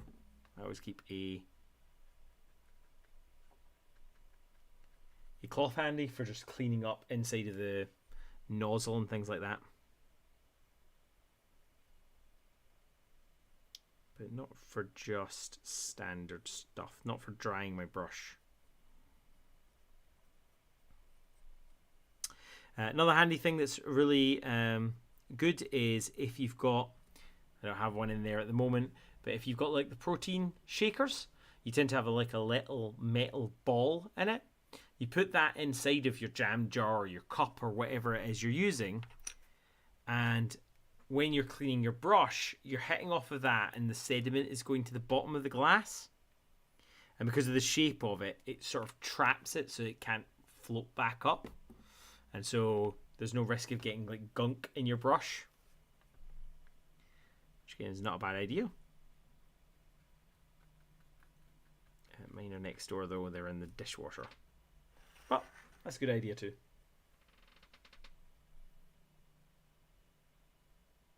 People are definitely going to believe me when I'm buying tights for painting models. Well, I mean, your other option is to ask a good friend to buy them for you. If rumours start, well, that's just the way the cookie crumbles.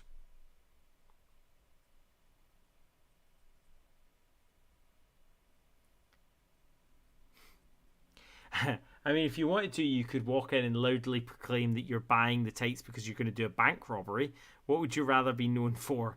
Someone that might be robbing a bank, or someone that might be buying tights to paint little miniatures?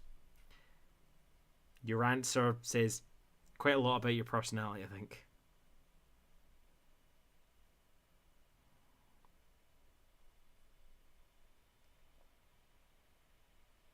Maybe it's meant to be bread. In retrospect, I think this is actually meant to be bread rather than a pie. At least with bread, if you've toasted it right, it might actually be able to function as a ball. The more I think about it, the fact that this might be a cherry tart makes absolutely no sense. So I'm going to darken it down a little bit. I was about to paint the metal trim underneath and I realised that there is no metal trim, and as such this might not be a pie.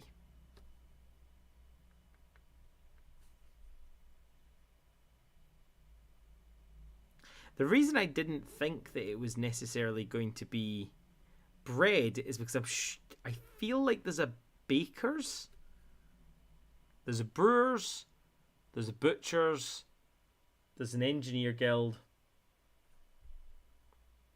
I'm not sure. A sombrero. What? This thing, a sombrero.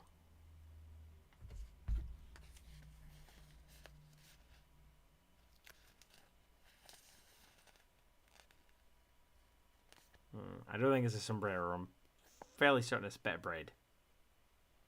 It's got like a nice cross hatching across the top. I think I've seen a loaf of bread like this before. Not painted in those colours, admittedly, but I think I've seen it. Definitely one of those base rims that I should have, invented that thing for putting the tape around it so you could just peel it off afterwards. Because you just know that's going to be a pain. Right, you can go aside. Next up, table. Is that really the colour that I use?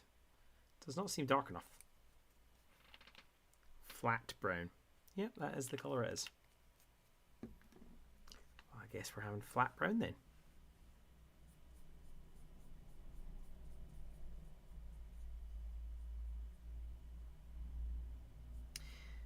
If you've never played Guild Ball, think of Blood Bowl, if you played Blood Bowl, and more of a war game than Blood Bowl is. So you had your measuring sticks, you had your stats, and you could win the game either by killing and getting points or scoring and getting points. Most of the time, to get an effective win, you would need a mix of both.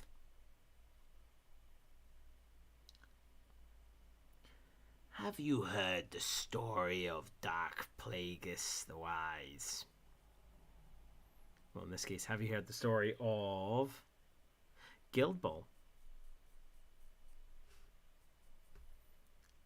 A game that was so good in such a good place that it ended up getting it closed down.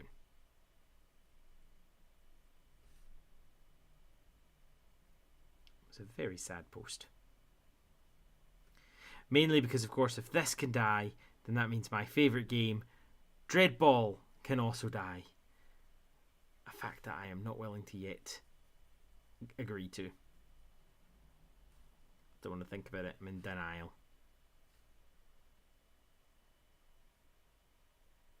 The problem with Dreadball is there's already 30 teams out for it and several expansions. So where do you go from there?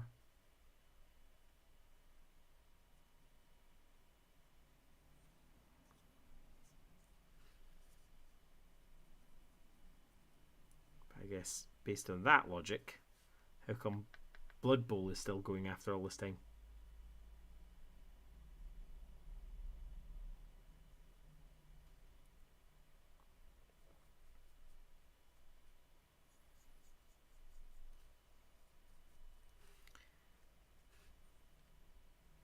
Anything else other people have at their painting desk that they recommend that other people have?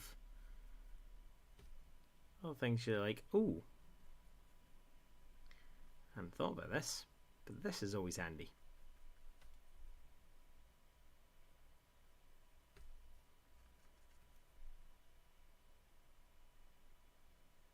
I mean, a boring one is having a bin bag is always handy.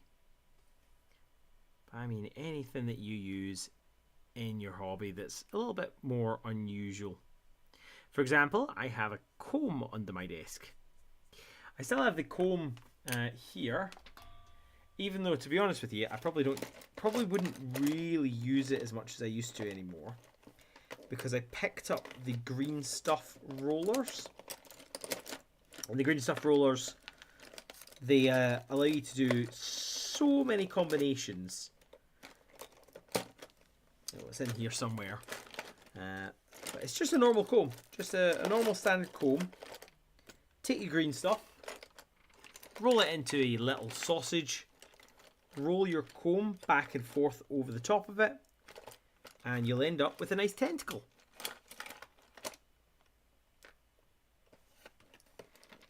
So, you might have seen in the video about tarmac as well. I always keep a wheel in here. So if I need to make any kind of indents from a wheel going past, I've got that in there. That's always handy. I've also got a rock, just a standard normal rock, and I use that to push into things like green stuff whenever I want to get some kind of texture in it. I've seen one where people were cutting foam. They have a little bag of rocks, and they just squidge the foam into the bag of rocks and then just keep jiggling it around until it gets texture. I do not have a bag of rocks. I have a single rock that I push into things.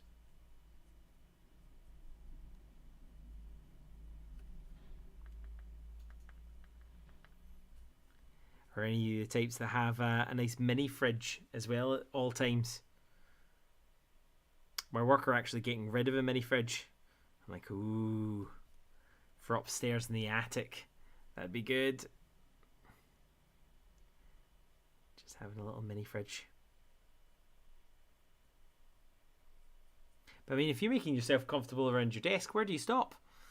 You know, if you've got a mini fridge, you might as well have a snack bar. If you're going to have a snack bar, you might as well have a change of clothes. If you've got a change of clothes, you might as well have a bathroom.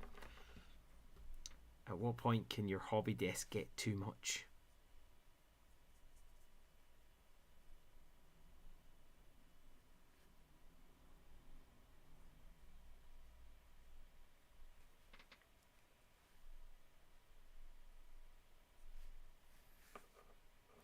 Nice. Do I have some red? I think you've got to have, if you've got a chopping desk like this, a carver, you've got to have some blood. Here's the rules. I don't make them, I just live by them. Mix out with that a bit of brown. Have some stains. Oh, that's a bit bright. Nope. I meant a lot darker than that. Let's have basically where the cuts are.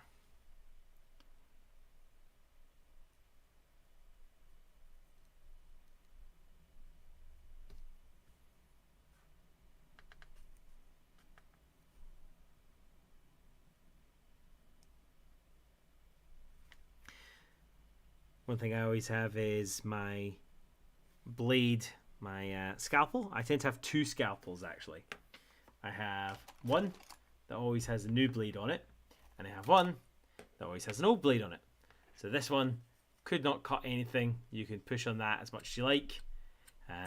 It's basically what Games Workshop sell when they sell the cleaner for cleaning up your models without actually cutting it. And then I've got my sharp one, which I'm not going to do the same thing with. But this one, I made a horrible mistake on once.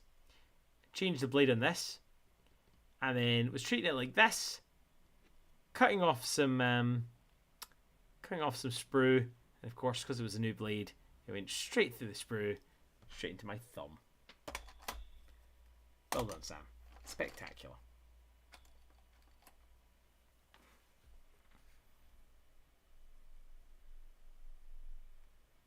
So if you are going to have two different blades with two different purposes, make sure you never accidentally clean the blade on it.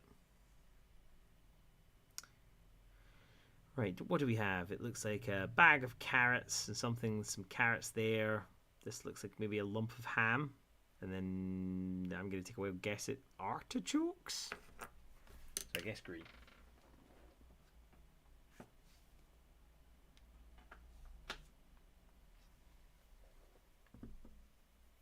I've got several dropper bottles as well, if I ever get a nasty seal on one of my paints.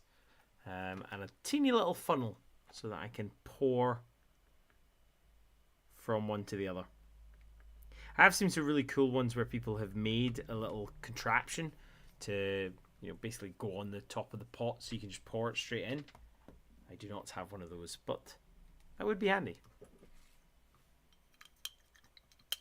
I just can't be bothered with the effort of transferring them all. I gave pretty much all my Games Workshop stuff away when I started using the Vallejo. I know I could have transferred it, but I just didn't feel like it.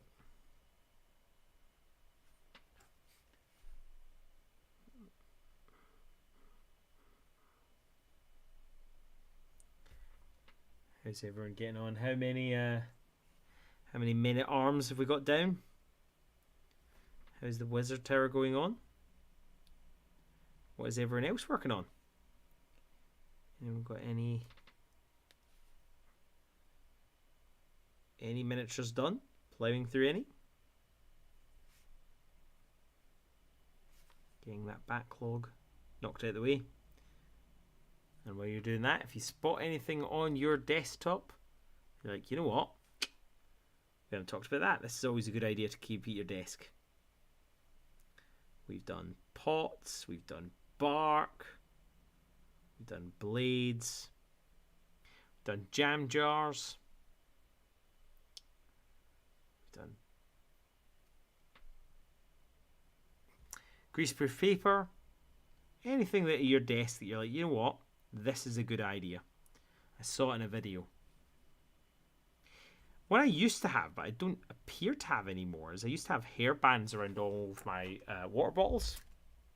It was a video by Sam Lenz, and basically you've got the hair band around the outside of your water bottle, then you slot it into your your paintbrush in, because that way when your paintbrush is down the way, it's going to be constantly pulling the paint and water, if you've got any left in, down the way due to gravity, keeping you a nicer point. Although I appear to have lost all of those. So who knows where they've gone. Working on number 34. Nice. Progress. Presumably you didn't do all 34 right now. If so, well done.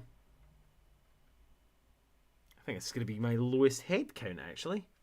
What have I got? I've got 1, 2, 3, 4, 5. 5 models done so far. Well, in my defense, they are slightly more detailed than my goblins. The minute you have models that are all different, it just makes it much harder. I do like batch painting.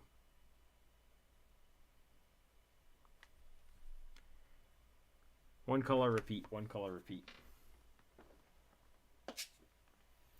Oh my, that is bright yellow. Let's see what that does to my green.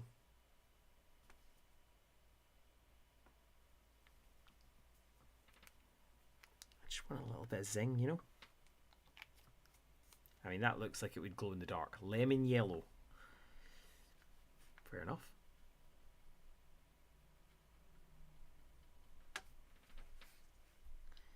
Let's see, will my carrots now pop?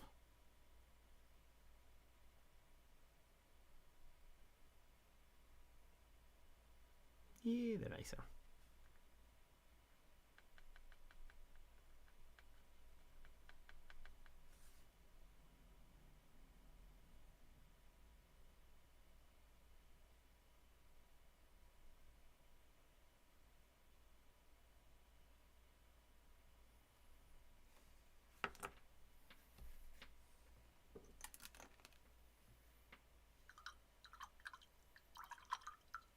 I need to do the metal work and finish off the clothes after this and paint the main colour on the shield.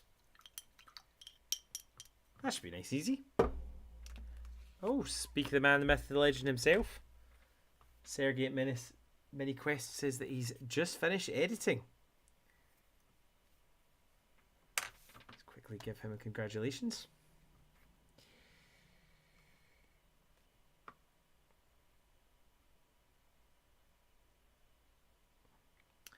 I am absolutely sure it's going to be a really good video.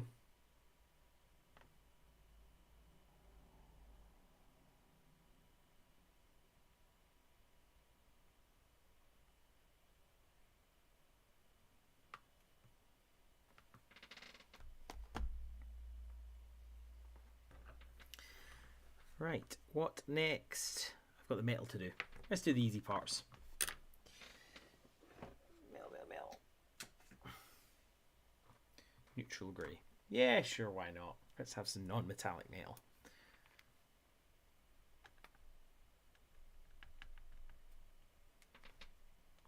Has anyone made their own static tufts, or does anyone make anything for their models, bases, etc.? Does anyone pre-make anything? It's another thing that I would definitely do if I had a 3D printer. There's a company that do like these tiny little things, like corals and mushrooms, and just loads of tiny 3D printed details for bases. I almost always get to the end of a paint job, and by the point I'm at the end, I'm like, ugh, I can't be bothered doing the base. So I'm the kind of person that really should do them at the beginning. Otherwise, they definitely get less love than they deserve. And I do think that if you paint your whole model and then you let your base let you down,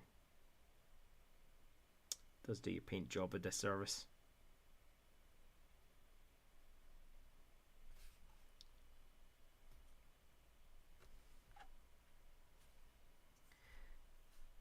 But as a friend said to me, it really can become a whole new hobby, the printing aspect stuff.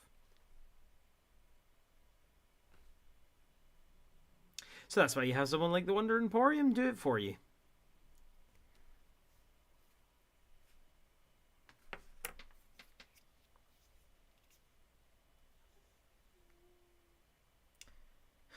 I was here. Damn Sam, I missed your stream and now I have to go to bed. Well, you deserve it. Do feel free to go to bed. And we will all be looking forward to whenever your next video launches. Can you give the good people an estimate of when you think that will be launching?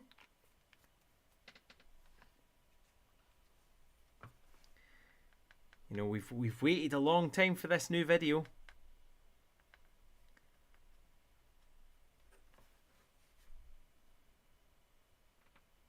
This week. Woo woo.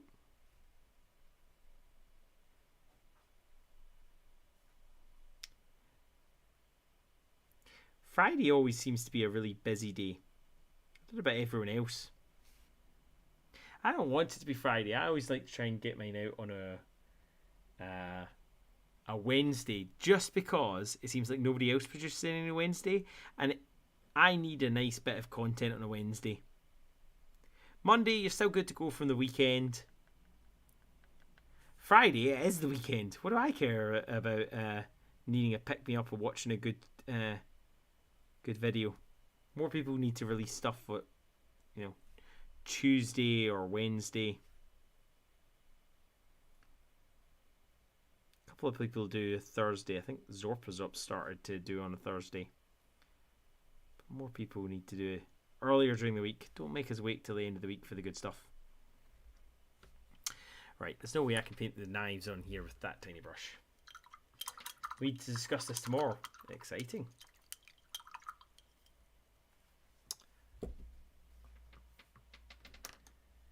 I mean, if you want to send me a preview privately, you're more than welcome to.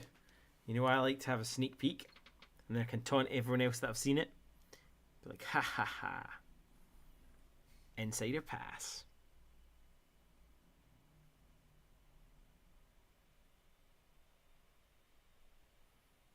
My friend's always absolutely appalled my knife collection. My knife collection, and I say collection with the most generous of terms, is a Tesco block of knives. And then I have one good knife. But even his cheapest knife that he has is more expensive than my entire collection. He uses Damascus. Everything's Damascus. Like, you're cutting a tomato, mate. You're not a samurai warrior. Do you need Damascus seal for everything? Oh, trust me, it's jealousy. It's pure jealousy.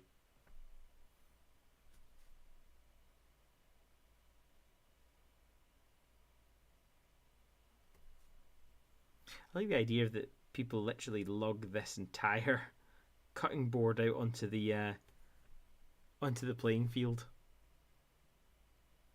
I don't think this is the scoring one. I think the pot is the scoring one. This is one way of getting people into a game. I can't remember. I feel no. I owned the starter box for Guild Ball, and it was fine, but I got rid of it because it's not Dread Ball. So a friend actually bought me these, which of course meant I had no choice but to play. And after I'd given it a couple of games, it again is, and I cannot emphasize this enough, not as good as Dread Ball. You should definitely play Dread Ball, support it, buy all the miniatures, all that good stuff.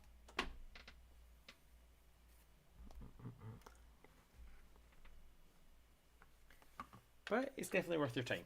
Although, sadly, it's a little bit late because, like I said, defunct.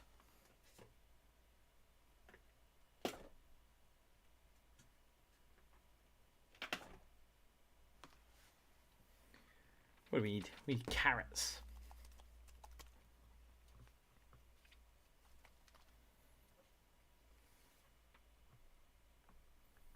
I've always got a plentiful supply of cork of various different shapes and thicknesses and sizes.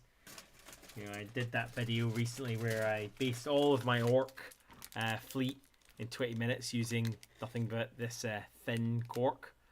That's literally just stuck on there, and then you can crack it to get some nice cracks in the tarmac. But I've also got things that I bought from IKEA. Things like, the stands that you put your pots on when your pots are a little bit too hot to put on the tabletop. Those kind of things. And they're very handy.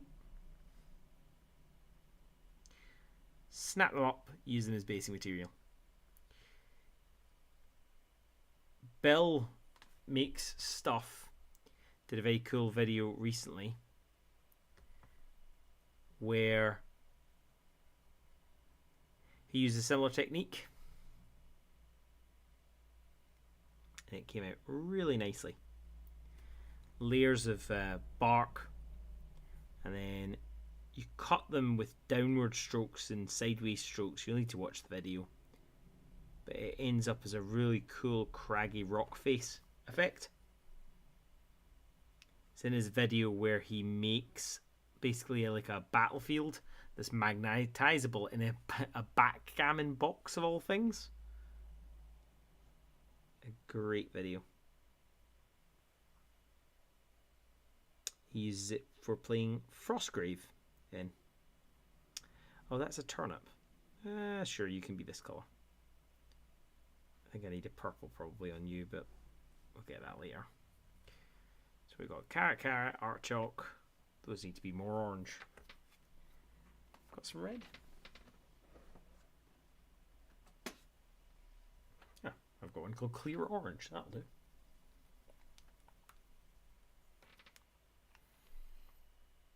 Another thing I keep in here is I always like to keep a supply of string. And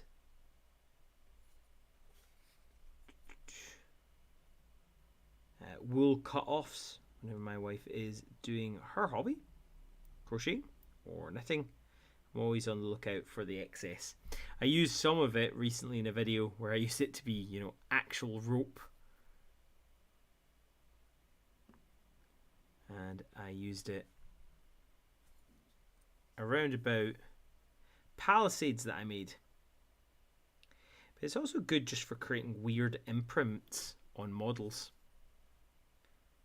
So again, when I'm doing types of decoration, it's always good too.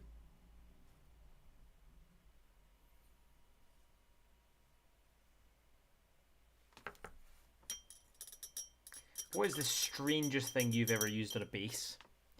I mean, I use things like paper. Like I said, I use offcuts of models. I like to have things like this. It's just a bag of pebbles, and I've got like little granular bits. I've always got a little pot of baking soda. Baking soda is really nice, thin gravel for using.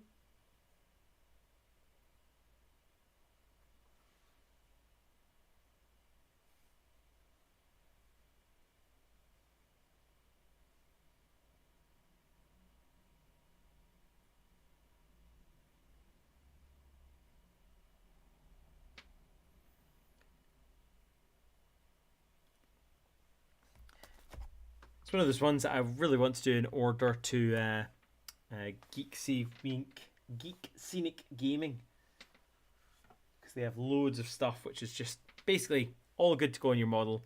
No need to paint it, no need to repaint it, just splatter it on. And that is my kind of basing.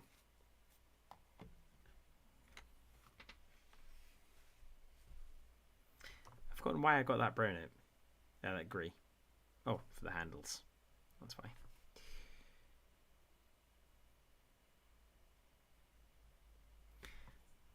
This is my problem with not dry brushing. Look at this. It's taking me just as long to do this one cutting board as it was to do 6 models.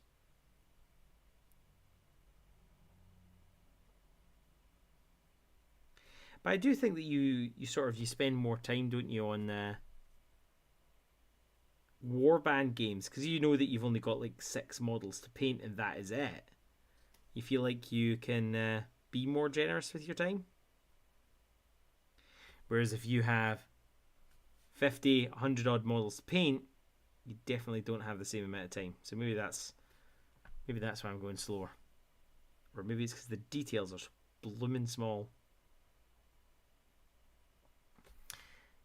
It's a joke I always like to make on my reporting courses about the fact that Microsoft seems to make the default font size smaller every single year. Because I always have to go hunting it down and changing it.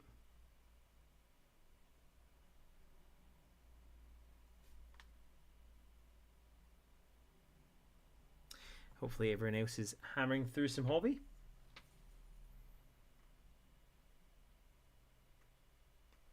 Question is, will you get it done before the end of the stream? Is everyone nearing in on their goals? Like I said, if you've managed to get it done, you could always pop it in the Discord so we can have a little look. I did have a look at other ways that we could share our photos and stuff like that, like Instagram, etc. But then to try and work out how to then include them in the stream was a lot harder. So hence the Discord channel for pitching up pictures is not a complicated Discord channel. There is literally a general, which is always there on every Discord channel, and there's a place to put photos for the streams. Maybe it'll grow at some point. But I imagine that you all are already in a million Discords, so I didn't want to make another one that's going to send you loads of pings. It's just a place that we can put in pictures and have a look at them. An idea that I blatantly stole from Carl Makes Stuff, because that's what he did on the stream I was on with him on Sunday, which was cool. Nice guy. Gave me loads of advice on doing live stream stuff.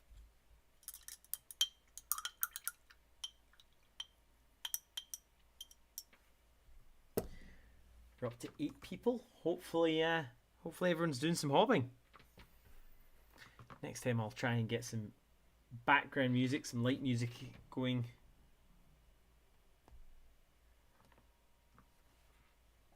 Although I don't know if I would be able to chat and listen to it at the same time. I think I would probably have to make it so you guys could hear it, but not me. Ham. Ugh.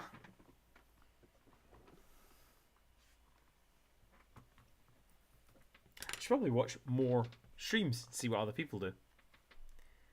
they have music on? I know Dave's from Dave's Mini Menagerie does. It's always good for a little background. I don't do it in my videos either. Yeah, because my videos are only 5 minutes. I'm sure people can do without music for 5 minutes. It's another thing to get right, because choose the wrong music, the wrong tone. I think it could actually do you harm more than good.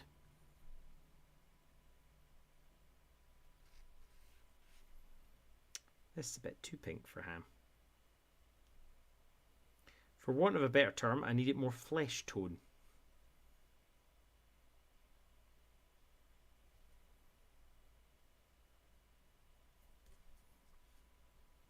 Add a bit of brown. Nope, that was way too much brown.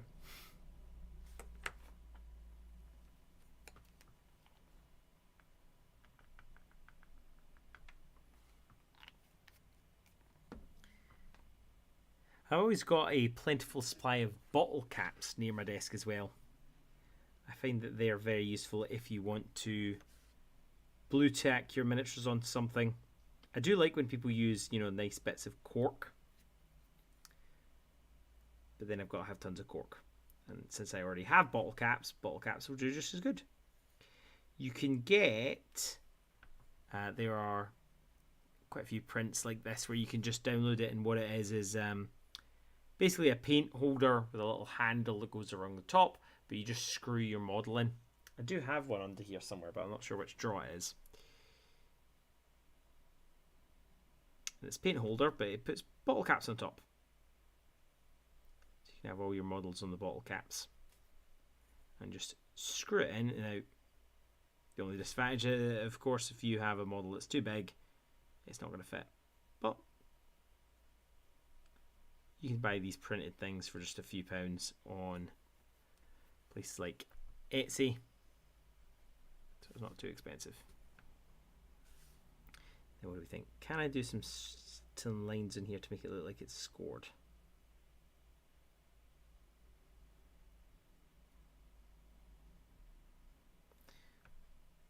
Yes and no. Sort of looks like it.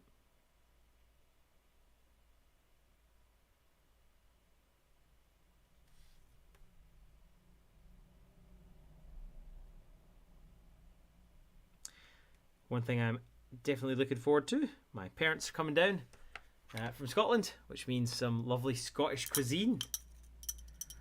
Lorne sausage, Scotch pies. What's not to love?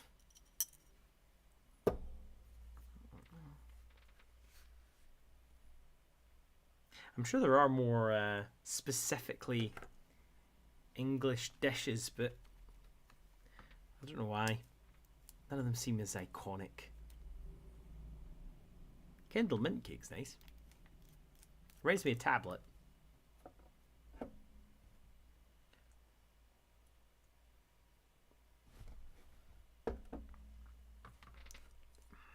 I tried using tacks for a little while, but they're just far too small for putting your miniatures on.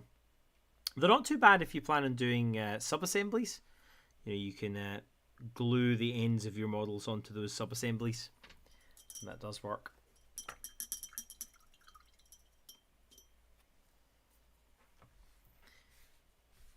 But I ended up just gluing things straight to it in the end. Let's do a black wash on here.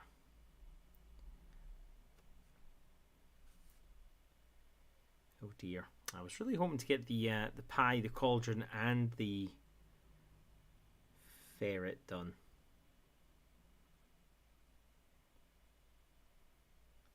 But I'm not sure how attainable that's going to be now, because it's taken me that whole amount of time just to do this.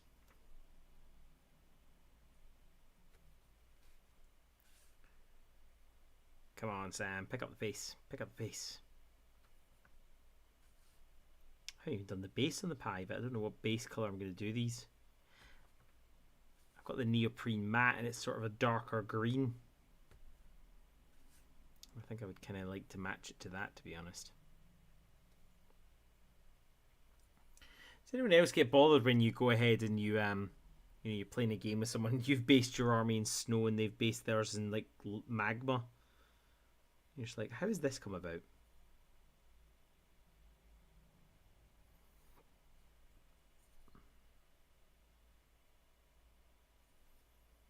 Watching some of those videos about the comic shaded style, and when they're doing their black lining, I'm just like, oh my goodness. Just having to do a couple of lines for this to indicate like the depth of the scores of the knives is bad enough. If I ever need to edge highlight, I'll almost always just dry brush it.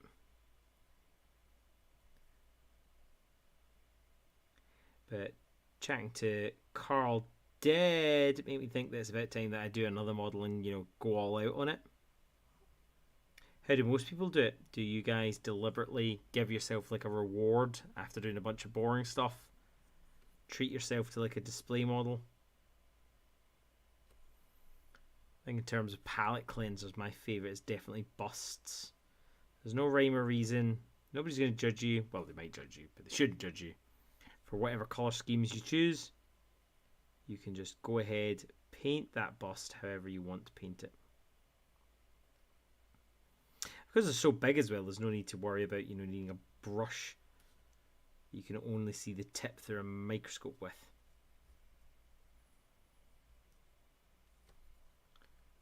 Do a bit more weathering on there.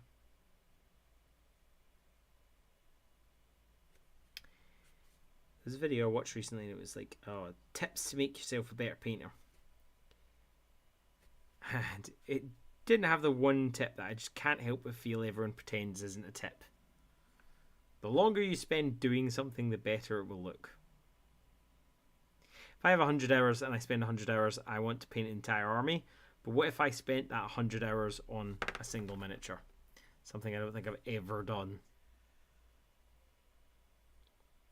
And I think most of us probably don't spend that much time on, you know, the miniatures.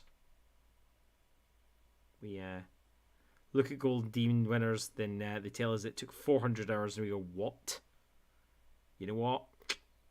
I'm okay not winning a Golden Demon.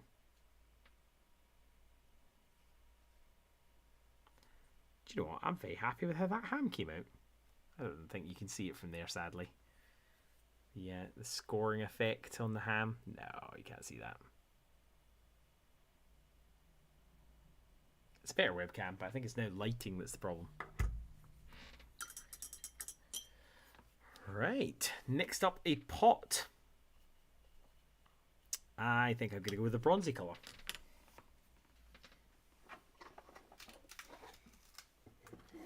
Which if I'm really lucky with, I might even have something that will do it for me. Let's see, I've got old gold. I've got brass. Do I have a bronze? If not, I have a brown ink that might be able to do the same thing.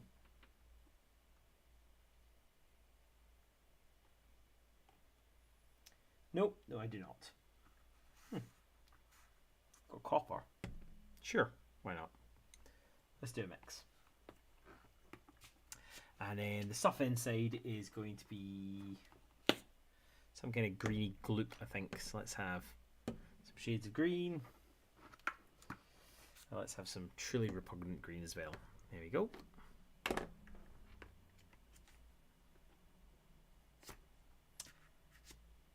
How do you, Stephen?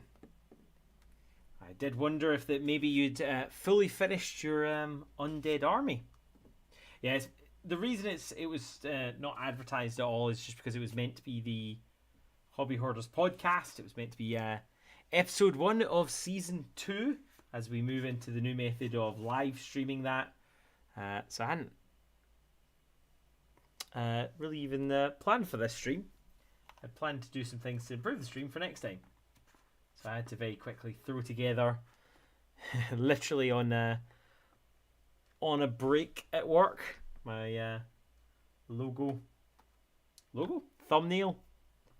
So it really hasn't been that advertised.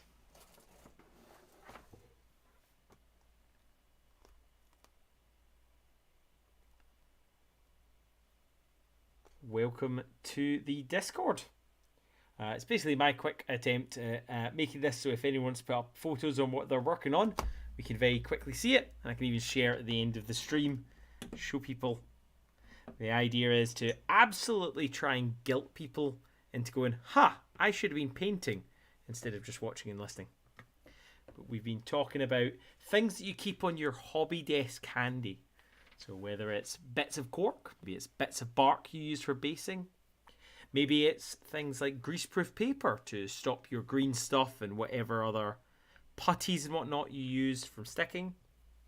We've had people are using things like vortex mixers to mix their paints. We've had tights, which James assures me that he bought the tights for painting models and for no other reason, which I respect. So anything that you use on your paint desk, you think, you know what, other people might not use this. Any ideas? That's what we're chatting about. And I have finished the 5 warriors, although I can't find the basing material for them. So the 6 heroes for the Lord of the Rings, and so I'm now on to the Guild Ball stuff, which was a challenge of mine for the podcast for about like 2 months ago at this point. So I'm only a little bit behind.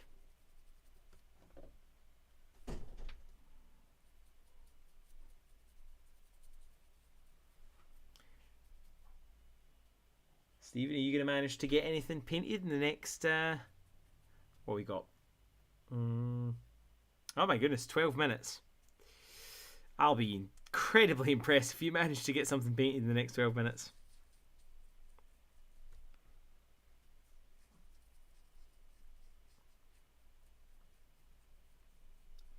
No, the masking tape I discovered, because I was always confused about the Thai video.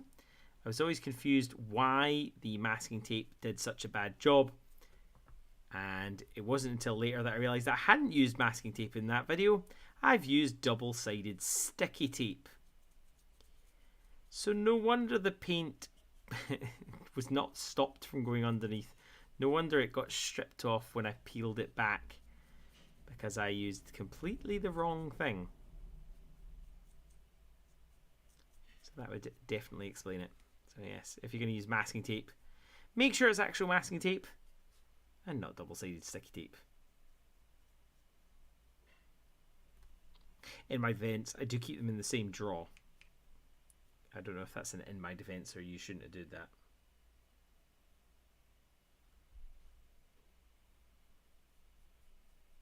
Oh, go on, you can get a little bit painted in the next 11 minutes. Whip something out. Do a little bit of painting. If not, we will be here next Wednesday for the podcast, Hobby Hoarders podcast. So you've got that to paint along with. Again, it's a live stream. We've switched from doing the pre-recorded to save me a walloping amount of time in travel and in editing. Although that'll be the day when I can convince Matt to do painting at the same time. I've got a cool video coming up at some point for this. I'm going to have it so myself and a commissioned painter, George actually, who's in the chat, we're both going to have a go at a couple of other things. George is going to tell us about what being a commissioned painter is like, and things you can do to sort of improve your chances in doing that. We're also going to have a guess off, so we're both going to be looking at photos and jobs done by commissioned painters. We're going to have 3 different price opportunities, and we're going to see who's better at guessing the prices charged by commissioned painters, the professional or the absolute noob. And then of course we're going to have the obligatory paint off. So can someone that can undeniably paint amazingly, the commissioned painter George, can he outpaint me in 30 minutes? I reckon he probably can. However, I'm still feeling pretty confident after challenging the in-house Mantic painter. We were at one of the open days. I convinced him to come and join, and he couldn't deal with the pressure. The idea of painting, we were doing a speed paint, I think it was 5 minutes or 2 minutes. It was something exceedingly short. And he got so stressed because he knew that the model wouldn't look good after that amount of time. He was like, no, I can't do this. I quit. Which was very funny. So I like to claim that I have beaten an actual employed artist in that very specific set of circumstances in a 2-minute paint off. But a win is a win. Tried an oil wash and it was a waste of time as I used contrast paint, so it was a bit pointless. You used an oil wash over the top of the contrast paint. Fair enough. I've used oil paints a whole one time for a video, and I have not even got around to doing the wash yet. I've got the diluting stuff, but I think I might have bought the wrong diluting stuff. You see, I think I've got it handy here. Maybe you can tell me I've got completely the wrong stuff for oil washing. I think it's here. Let's have a look.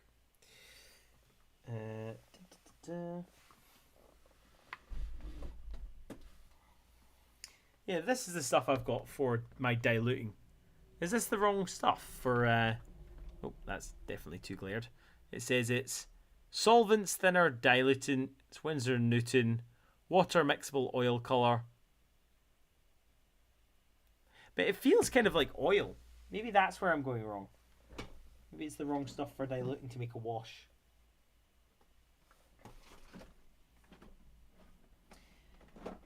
To be fair to the guy that sold me it, I said I was using it to dilute water, to dilute paints, which I was, but I didn't mention that I was doing it so I could paint miniatures.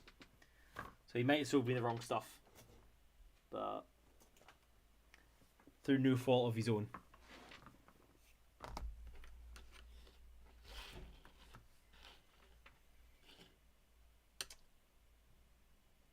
Yeah, because of acrylic.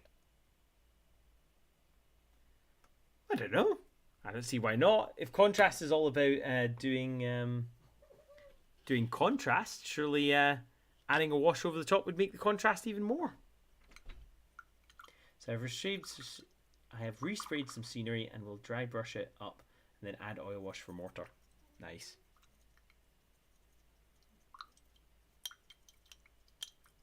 I picked up, there was a chap selling off first edition terrain for Warcry, and I like the terrain so much I just bought a second set.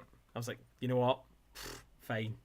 He did £50 for the droid half of Legion and the Warcry starter set stuff, and I was like, yes please.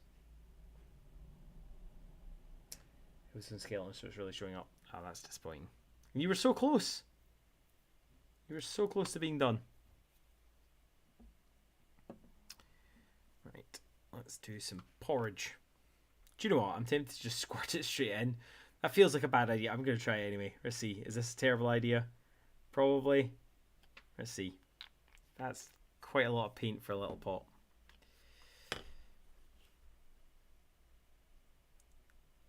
Oh, that's exactly the colour I wanted. Definitely need a wash on it though.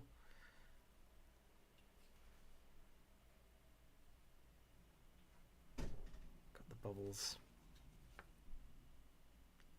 Oh, 5 minutes. No chance. No chance am I managing to get these done. A little ferret boy. Even this, there's no way I'm going to get all the wood and the fire done in 5 minutes. So let's just try and get the porridge done. And then the goal will be dry enough for next time to do some washes on and weather it all the way down. I have shoved some pictures on Discord. Oh, fantastic. We'll have a look at them at the end of the stream.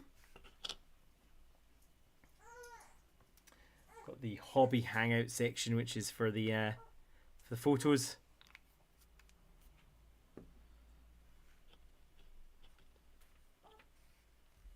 So I can keep track of all the photos as people put them in.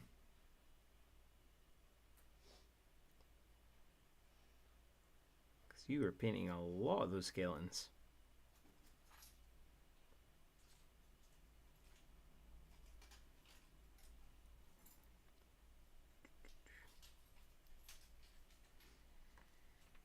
I think the reason I'm probably painting this green, if I'm honest with myself, is because I've been listening to more of the Cortrick and Felix books, and they're obviously fighting the Skavens, so they're just constantly talking about Warpstone at the moment.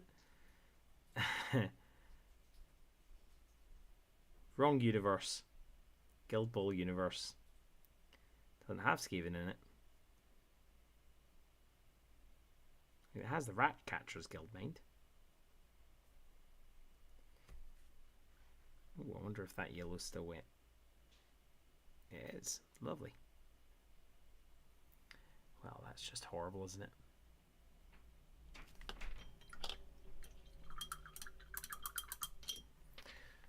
Righty-ho. So we've got a half-painted pot.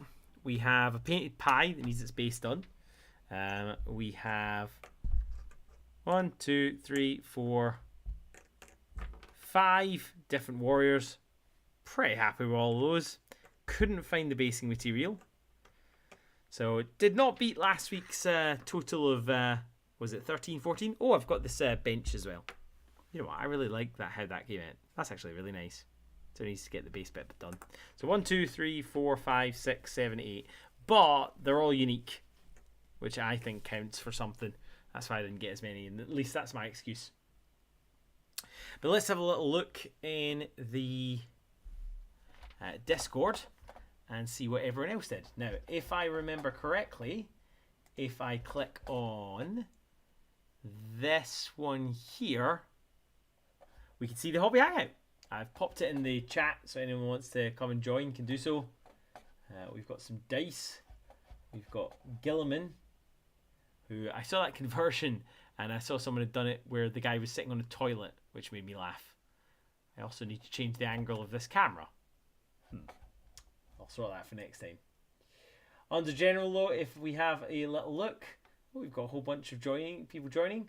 Welcome Canoptic Skeleton, welcome Angus. Popular choice, Choose Your Own Adventure book is being remade, coming out in November. Oh, very cool. Is it coming out as a digital copy, or is it coming out as... I'll need to check that out. I haven't done one of those in years. My parents are actually coming down this weekend. I might ask them to see if they can't fit some of those fighting fantasy books in there. I used to play them non-stop. Oh, very cool. I hope you're not saying that you completed all of those in just today. Oh, that dragon looks amazing.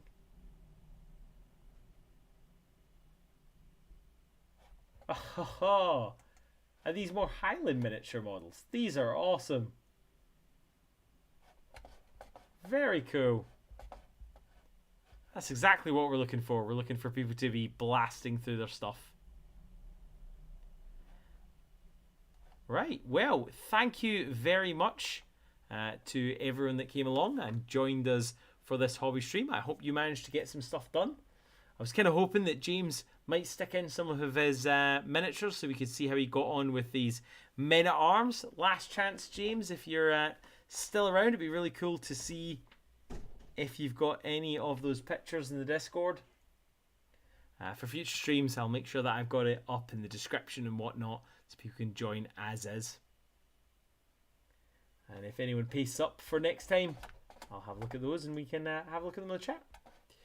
But that's everything for me for this week. Next week is hopefully the podcast. So I'll be over at the Hobby Hoarders podcast. I'll put links up to that as well.